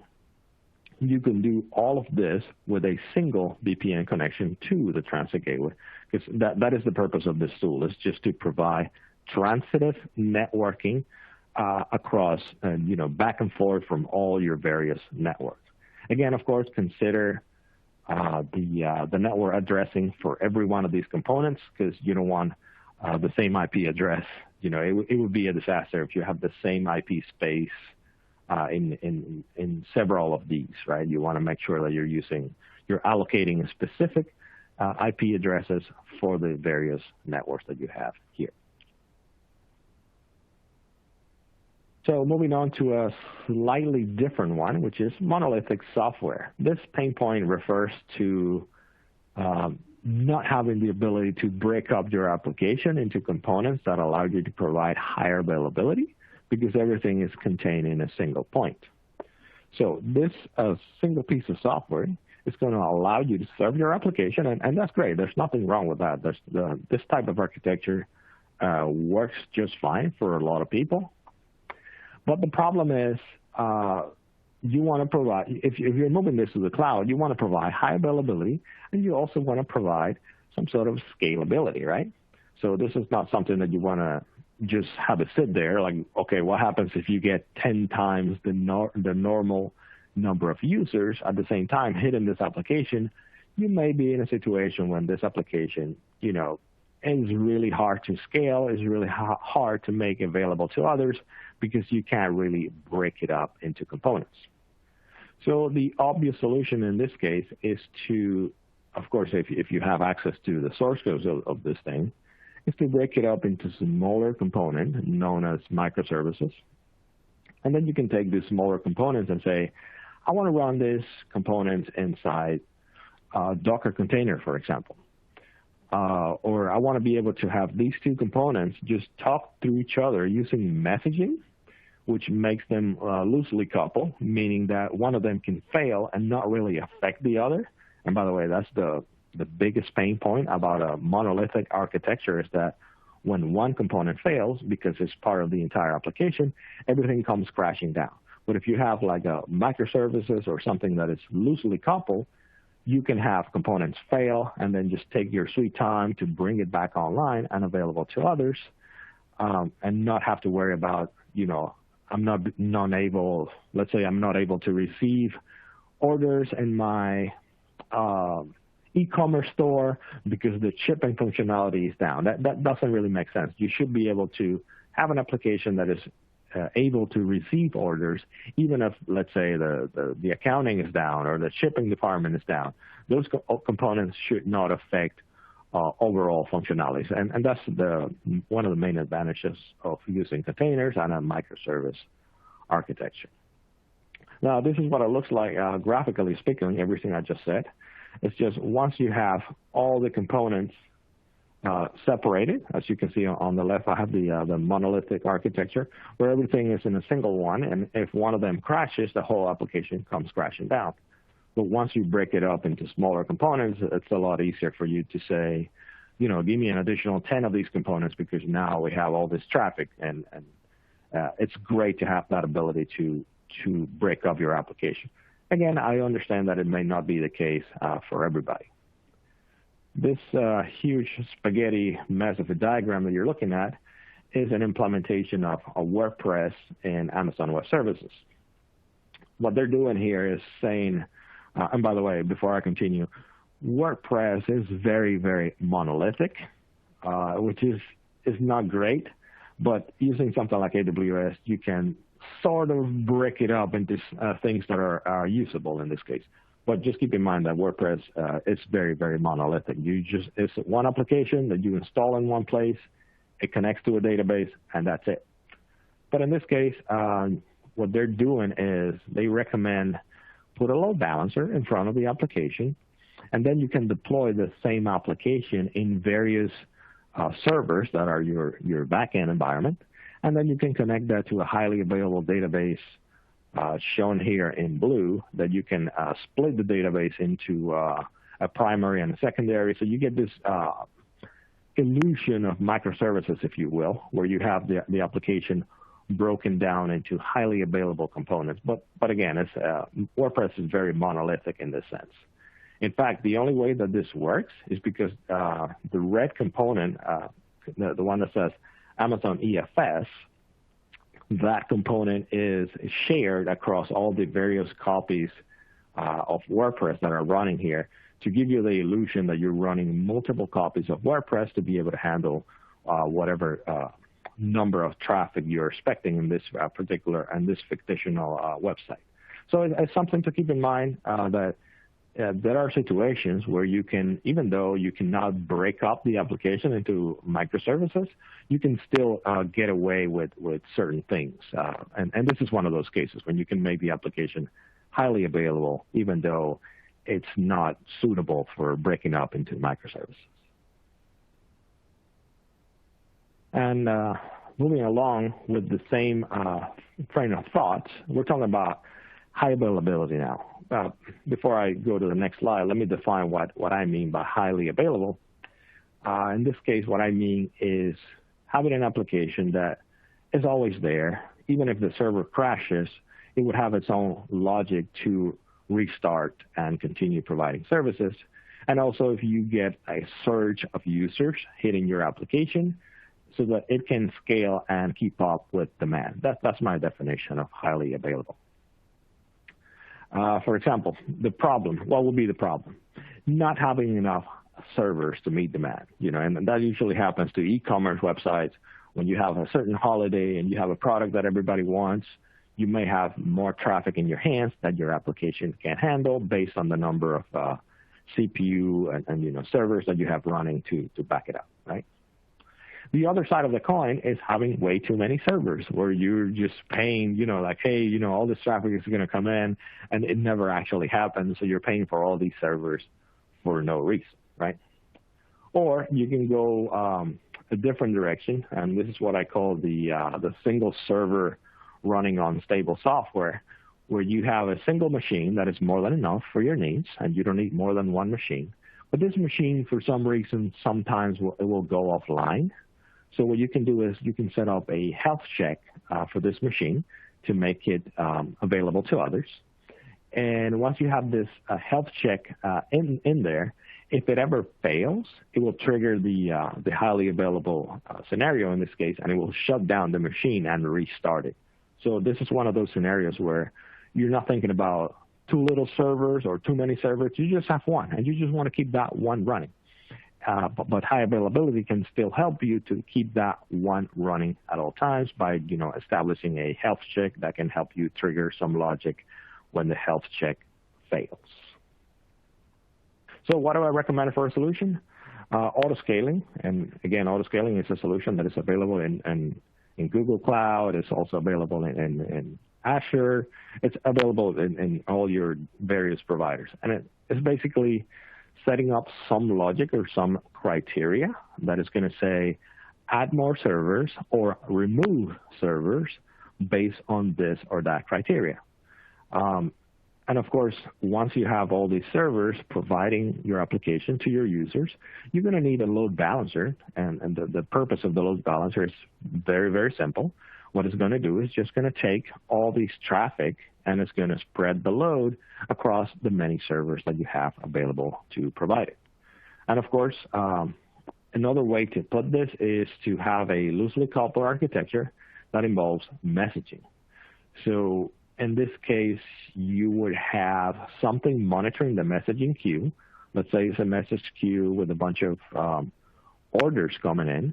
So if you say, well, if you get more than 1,000 orders at one time, it's time to start the auto-scaling process to add more servers to keep up, for example. That's something that is very, very popular and people do all the time.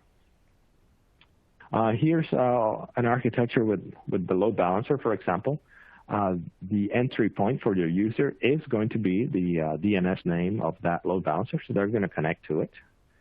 And you're going to have some kind of alarm to this load balancer, and the alarm is going to keep track of that traffic. Like when you get an excessive amount of traffic, what you're going to do is you're going to trigger a scaling event to add more servers. The opposite is also true. Once you get a normal or low amount of traffic, you can trigger a scaled down event, and that's going to keep the amount of servers that you have available more or less matching the amount of traffic that's coming in. And this is my favorite because I'm usually specialized in back-end applications. It's using messaging queues. You will have like a front end that is capturing orders or capturing messages from other applications, and those messages will go into some sort of queue. In this case, we have a priority queue and we have a secondary queue. And based on the number of messages coming into these queues, you can make a decision and say, hey, we need more servers or we need less servers. And the advantage of having more than one queue is that you can have higher performance servers, more expensive on the priority queue to keep those moving along. And you can, have a secondary queue that you can process at a slower pace, at less cost to use. There are many examples where I've seen this. If you go to a certain website or whatever, especially e-commerce, they will have, hey, would you like, rush processing? This is what they mean. They'll send it to a dedicated a server or a dedicated team that is going to process your order a lot faster than the normal one. So this is kind of like what it would look like to implement such an architecture. Now, here's another pain point, and I see this all the time because, I'm usually migrating customers to the cloud, and that's the pain point of traditional server migration. There's a certain value of moving to the cloud, but if you just move your servers exactly as they are on-prem and you move them to the cloud, after sometimes you're not really taking advantage. You're not really taking any of the benefits of the cloud. So it's one of those things that you have to keep in mind. For example, you move them as is to the cloud. Like, I just mentioned auto-scaling and the high availability and all that. If you just move your server to the cloud, you're not taking advantage of those things. You really have to make some refactoring and some changes to, take advantage of that. Another thing is, and this is a misconception that happens all the time, is that if you move a server as is to the cloud, it's going to have the exact same level of upkeep, meaning that if this server requires a database administrator and also a system administrator for the server to work, it's going to need the same human resources to keep operating. So just keep that in mind. And this one is very popular, and it's the one about wasting resources. So let's say you have a server, and the server has 16 gigabytes of RAM and 100 terabytes of disk space, but you're using, I don't know, you're using 10 or 20% of those machine resources. Well, guess what? If you move it to the cloud, you're going to be paying for these resources, even though you're not really using them. So it's also something to keep in mind. In the cloud, you can set up monitoring to say, hey, I'm never using more than, 20% of the CPU power of this machine. Why not downgrade the machine and save some money? So that's something that you can certainly do, but you have to be proactive and take advantage of that when you move to the cloud. So what do I propose for a solution for that? Is, as I just mentioned, just monitor the resource usage. So if you're wasting a bunch of disk space that you're not using at all, well, you can go ahead and reduce it and then expand it later as needed. And then, of course, you should consider a slow transition to cloud native. So take that server and say, I want to move this to the cloud, but I also want to say, I want this application to be turned into microservices over time. It doesn't have to be right away, right? It just slowly you want to get there and say, hey, I just want to change this component now. Maybe in 2 months I want to change that other component, and slowly evolve your application to cloud native. The same goes for the monolithic versus microservices, is that if it's possible and if you have access to the source code of the application, you can say, I don't need to change the source code, but I want to pull out this component and put it in a Docker container or something like that and just move it out of there. Because as soon as you start breaking things up, now you can start taking advantage of the cloud in a more efficient way. Usually the transition goes something like this when you have, okay, I'm cloud ready and, my application is actually easy to move to the cloud. It's not like super dependent on this operating system or that, and then I'm ready to move it. So once I move it to the cloud, is my application cloud friendly, for example? What does this mean? It means that can I tweak my application? Can I change configuration settings in my application without having to go in there? Just change a little configuration file and things like that, and just make it available to others. Is it a resilient type of application? For example, I just mentioned health check. Does this application provide me a health check that tells me whether the application is running properly or not? So those are little things that, again, it's kind of easy if you control the source code of the application. If you have access to the original developer, you can make changes and adjust as you go. Not so much if you're dealing with a legacy application that's been running for 20 or 30 years and you don't want to touch it.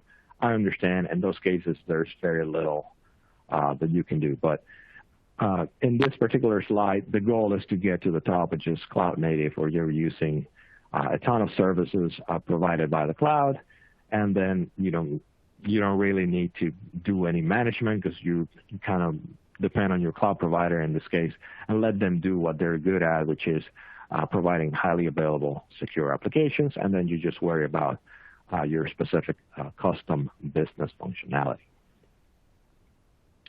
So a few key points to take away from today is to, number one, follow domain best practices.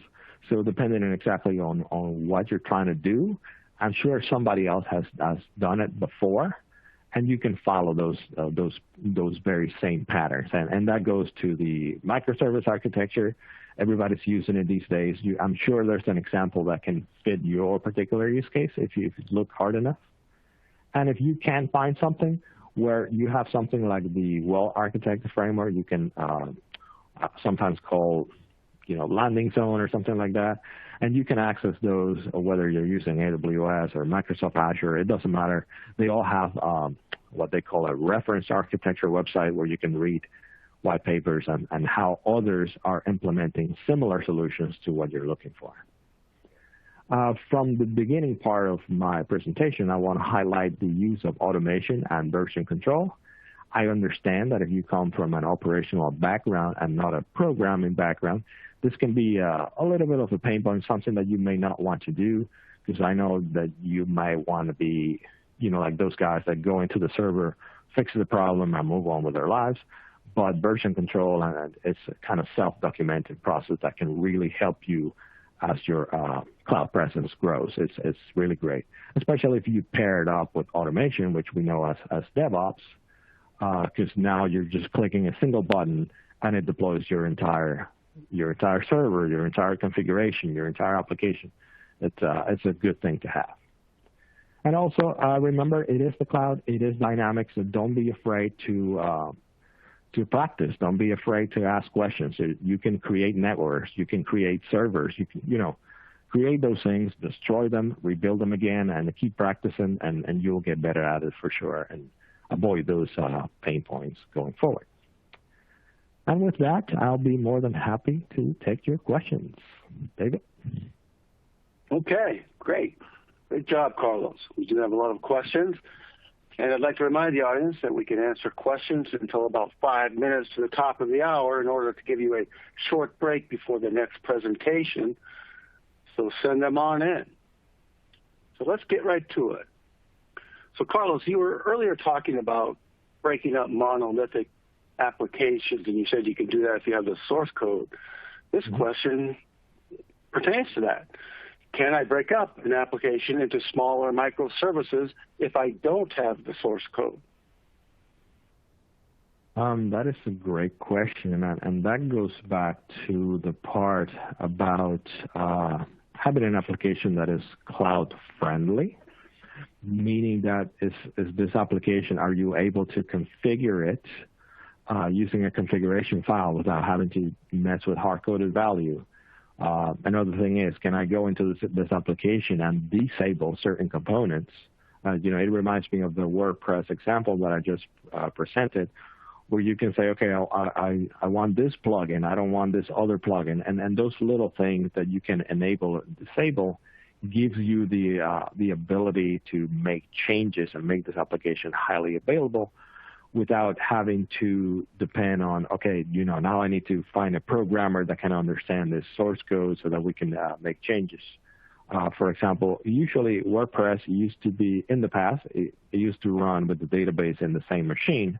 But now, you can just take a configuration file and say, I want to point this implementation of WordPress to the database that is in the backend, and the backend happens to be a relational database service provided by a cloud provider. So those are little tricks that you can do to break up an application and turn it into sort of microservices, if you will, without actually having the need to access any sort of source code or modify the application in any way. Okay, great. Next question.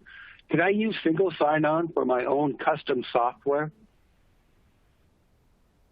Let's see.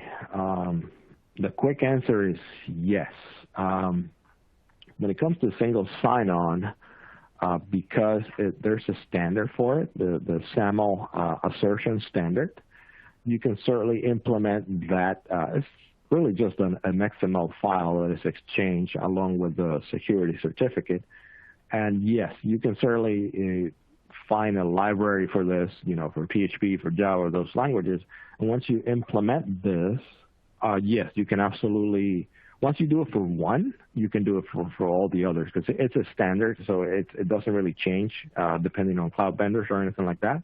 So once you implement that change into your application, it kind of becomes open to receive any single sign-on that as long as they're using the same standard, and you can just make it available to any cloud provider without just that one change.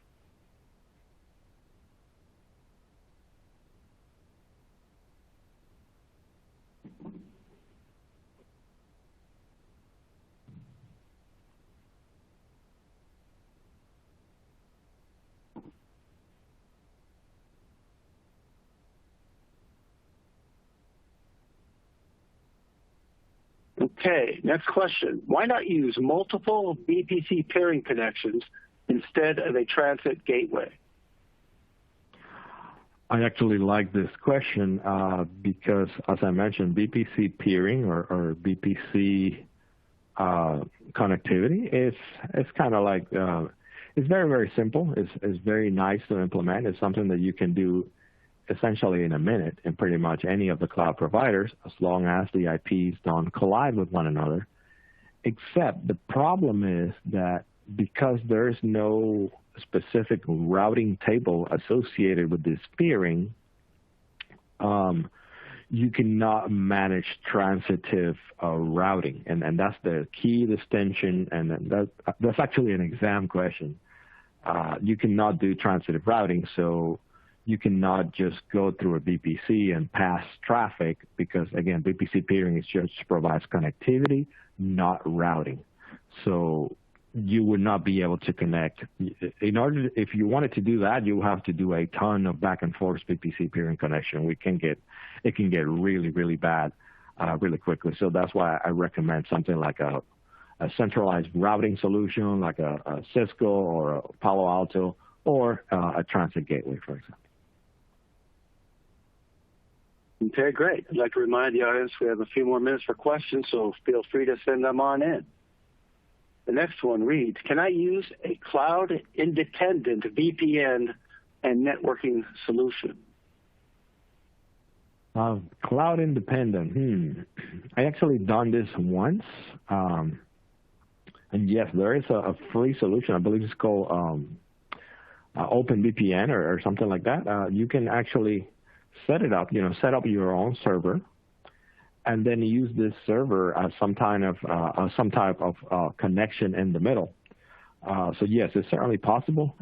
And a commercial option would be, I've seen a virtual implementation of a Palo Alto firewall, and you can put those out there in your environment and use that as your transit gateway, if you will. So yeah, it is certainly possible to route traffic back and forth through a third-party solutions. Yes, it's something that I've seen. It's pretty interesting. It kind of puts the workload on you, so you're not really taking advantage of the cloud provider in this case to do the work for you. It would be your own responsibility, but it is certainly possible, and it's a very viable solution for sure. Okay.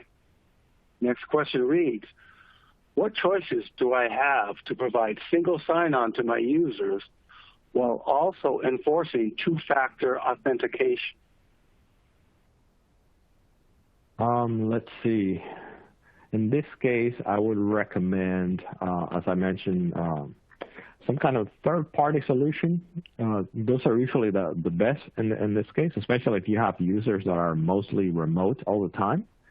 I would highly recommend a third-party solution that you can enforce password policies. You can enforce perhaps use social logins and two-factor authentication using, it could be an app on their phone, or it could be an SMS message. And you don't need to implement all of those yourself. It's just a matter of getting a third-party solution and something like Okta or Ping or something like that. Those solutions are really, really great for this particular task because, like I said, it's just a quick integration into your environment, and that's it. You don't need to become an expert at any of these tools. You just go in there and say, hey, I want to enable this, this, this, and that, and then do the integration once, and then you're done. And then, they'll provide you with an app that people can download and use that as their two-factor on their phone. Or if they don't have it, you can still enforce two-factor and saying, hey, even though you don't have the app for authentication, you can still receive perhaps an SMS text message and use that as your two-factor, for example. So those are my recommendations, to use a third-party a login vendor in this case. Okay. Looks like we have time for one more question. And it reads, can I use GitHub as my repository for my cloud-based CI/CD pipelines?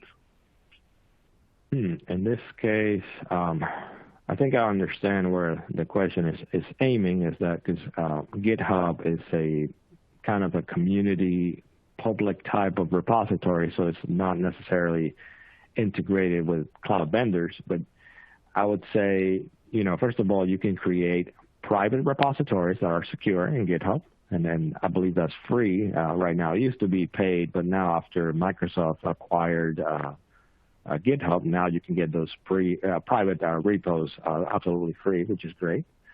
And then once you set it up like that, the answer is yes. I know, for example, AWS Code Pipeline, which is a CI/CD tool, it's integrated. It provides that functionality that you can use GitHub as your repository to be able to host your infrastructure as code, whether it's actual code or CloudFormation or Terraform or something like that. You can certainly use that tool for that purpose. The same goes for Microsoft Azure. You can certainly use this external repository, pull it in there using tools like Azure DevOps, for example. You can pull that data in and trigger your CI/CD process there for your particular builds. So yes, the answer is yes. You can certainly use GitHub for this. Okay. Well, that's all the questions we have time for. So thanks again, Carlos, for your excellent presentation and answering those questions. You're welcome. It was a pleasure. Okay, everyone else, stay tuned. We're going to take a short break and be back at the top of the hour for our third session, Hottest Third-Party Products, and the giveaway of our Surface Pro 7. We'll be right back.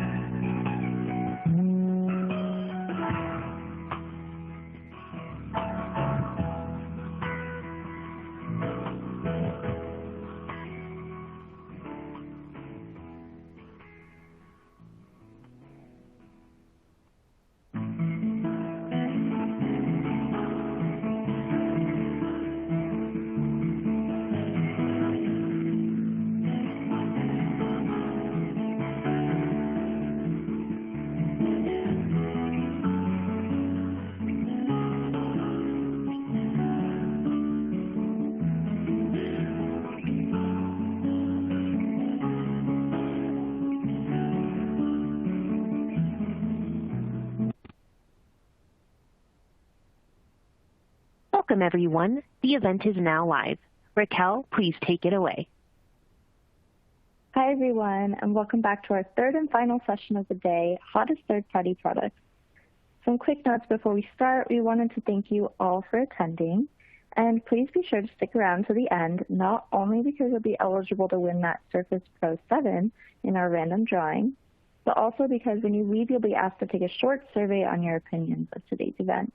So please share those honest opinions with us, as our editors read every comment and they truly shape our future events.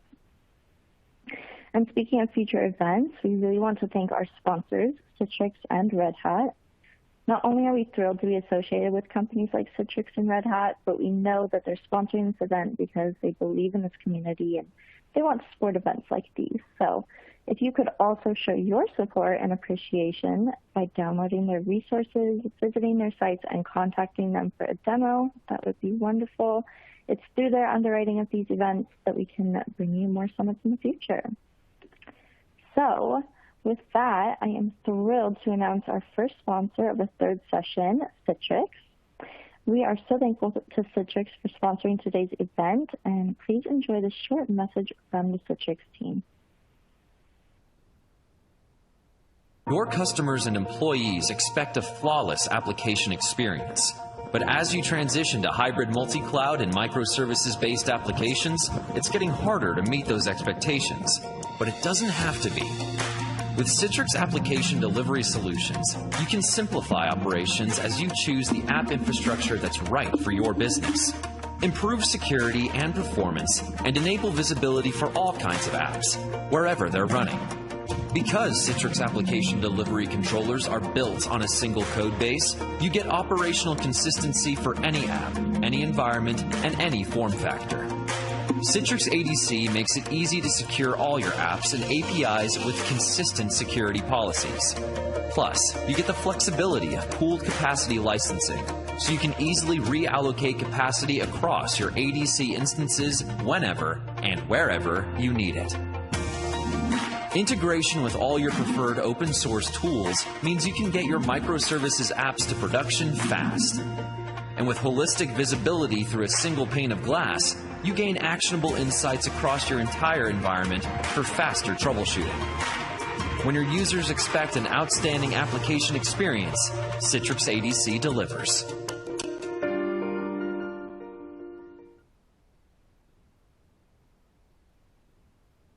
All right, and with that, I am thrilled to announce the second speaker for our third session today, Julia Villarreal Pellegrino, who is a distinguished architect of hybrid cloud at Red Hat.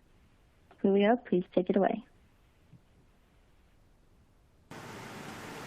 Hello everyone, my name is Julio Villarreal Pellegrino. I am a distinguished architect with Red Hat Services. Today I want to talk to you about how to open the cloud, or how to build an open hybrid cloud. When I talk to my customers, the main question that I ask them is, where are you running your applications and services today? That is the main topic of conversation usually. And I ask this question because I want to understand, where do you have the applications that run your business? Are they in the cloud? Are they on premises? Are they on bare metal servers? In virtual machines?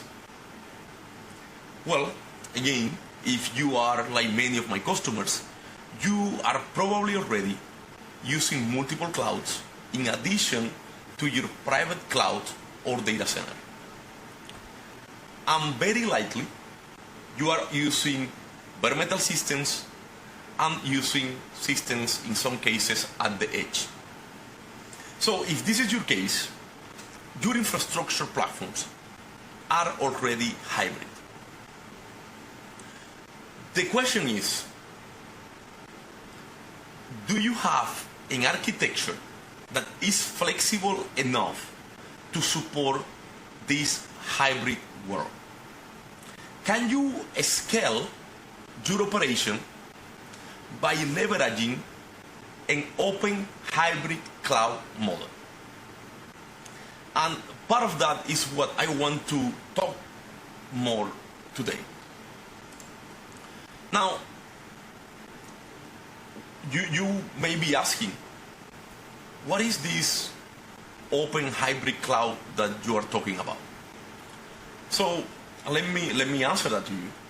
At Red Hat, we believe that open hybrid cloud can help you scale the way that your organization adopts cloud computing. And we have that vision for over 7 years right now.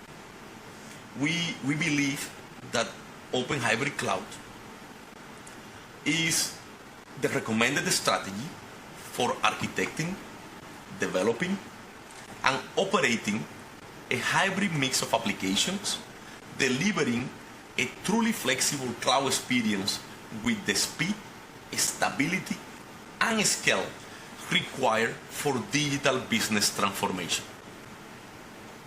Now, in order to do so, we have specific products and consulting services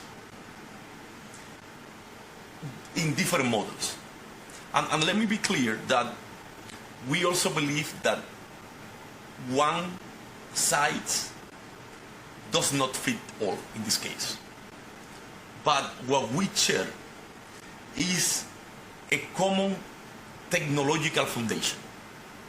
And in this case, for us, our common technologies that enable our open hybrid cloud vision is Red Hat Enterprise Linux and our Kubernetes platform, Red Hat OpenShift. Now, in addition to this technological foundation, we believe that an open hybrid cloud involves using open platforms.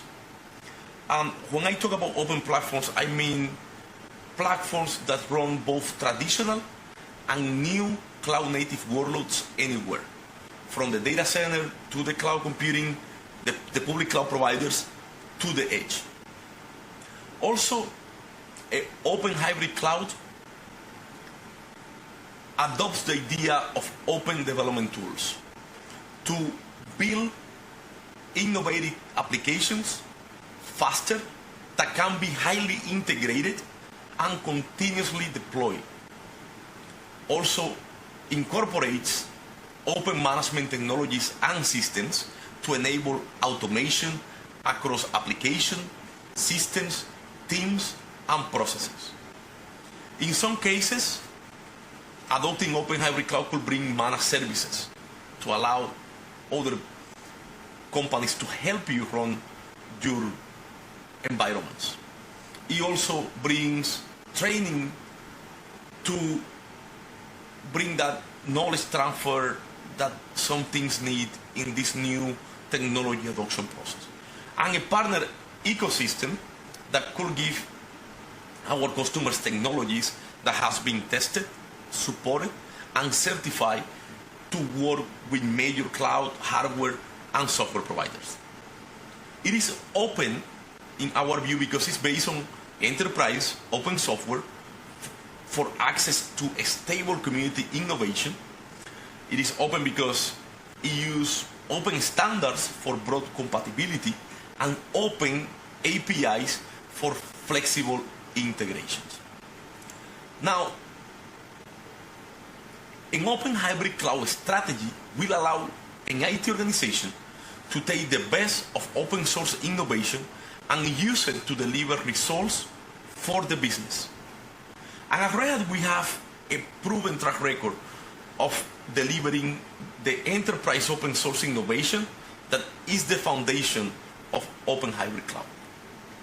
Now, having all that into consideration, I want to ask you one question today. What is happening in your world?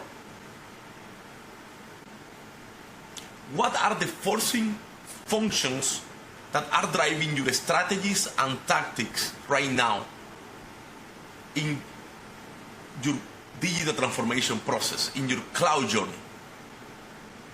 Think about, let's say, two of the things in top of your mind that are pushing you through this cloud adoption process. Now, organizations are changing, and innovation requires, in this case, speed, stability, and being able to scale. Years ago, like some vendors and some analysts used to tell people that you only need two of these. Like, hey, you're okay if you have speed and stability, or you could scale and have speed. In reality, is that this new world, you will need the three of them. Let me put you one example in this COVID-19 world that we're living right now. There was a new survey from 2021 HBR Pulse survey, and 90% of the respondents said that COVID-19 has accelerated the timing of their organization transformation efforts. And that's maybe why you are here today. It's because you are in that situation, because you have to innovate just to keep up with the requirements that COVID brought to your organization and to your industry. So if you need to deliver solutions and business innovation faster, the question comes back to you. Are you on that situation that you need to bring new delivery models and revenue streams to your company? That you need to provide faster time to market? That you need to improve customer satisfaction in order to meet your organization goals? For us, in order to move faster with the stability and scale that you will need in this crazy hybrid mix of application, processes, people, and infrastructure, hybrid cloud is not enough. You will need an open hybrid cloud to help your development, architecture, and operation teams work together efficiently to deliver software with the speed, stability, and scale. And all of this with consistency across hybrid environments, from bare metal to public cloud to private clouds to edge sites if you need to. Now, this is, in our opinion, how an open hybrid cloud could allow you to run this new paradigm. And that's how can you provide flexibility and consistency to allow teams to build and run their software wherever they are best suited. Now, how do we see this array? The answer is a multi-cloud platform to support application modernization. That's our view.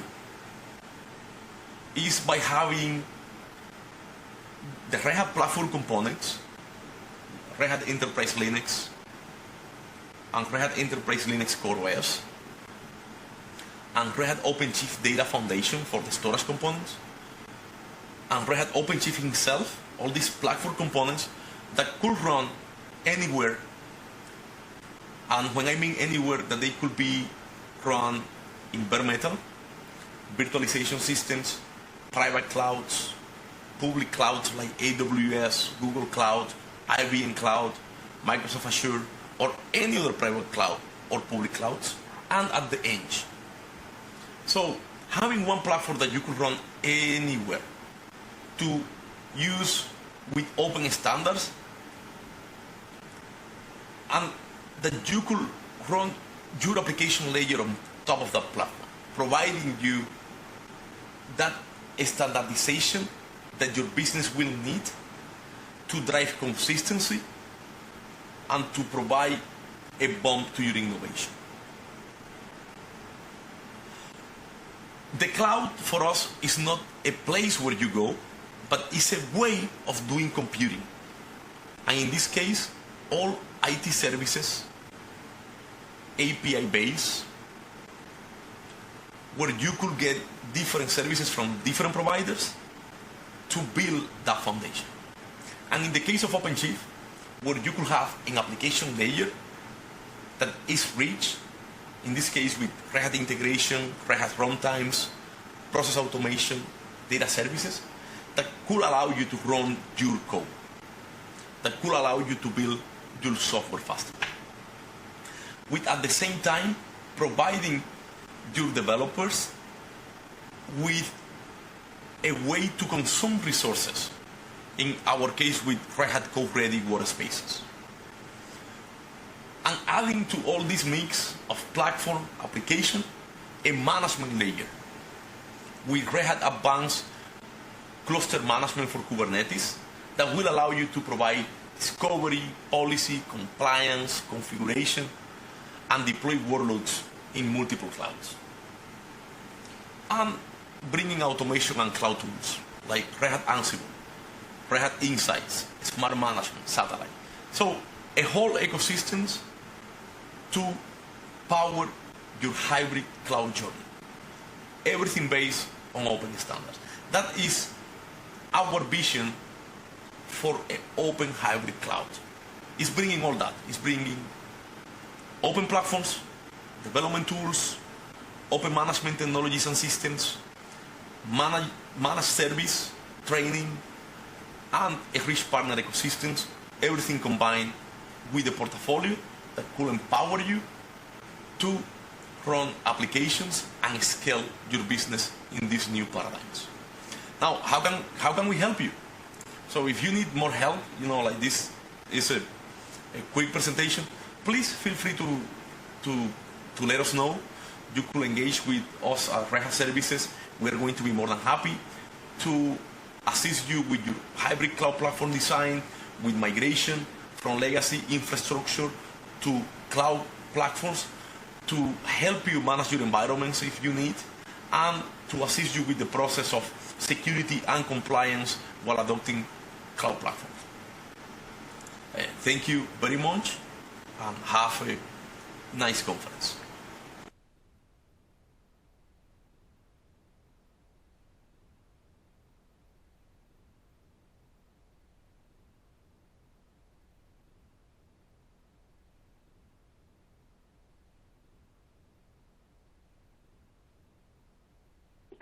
All right, wonderful. Well, thank you so much, Julio, for being with us today. We're all out of time, but if you did have a question for Julio, please type your question in the Q&A box, and he will follow up with you shortly. And now it's time to announce the winner of our random drawing. Congratulations to Brian Smith from the Memorial Hospital of Gulfport. You have won the Surface Pro 7. Congratulations. Our team will be in touch with you on how you can claim your prize later this week. Well, everyone, thank you so much for joining. That is all for our summit today. You will receive a replay email in the next few days with a link to rewatch this summit and also with a link to the slides from today's presentation. We truly hope you enjoyed today's event, and please do take that survey that pops up when you exit. Thank you again to our sponsors, Citrix and Red Hat, and have a great rest of your day, everyone.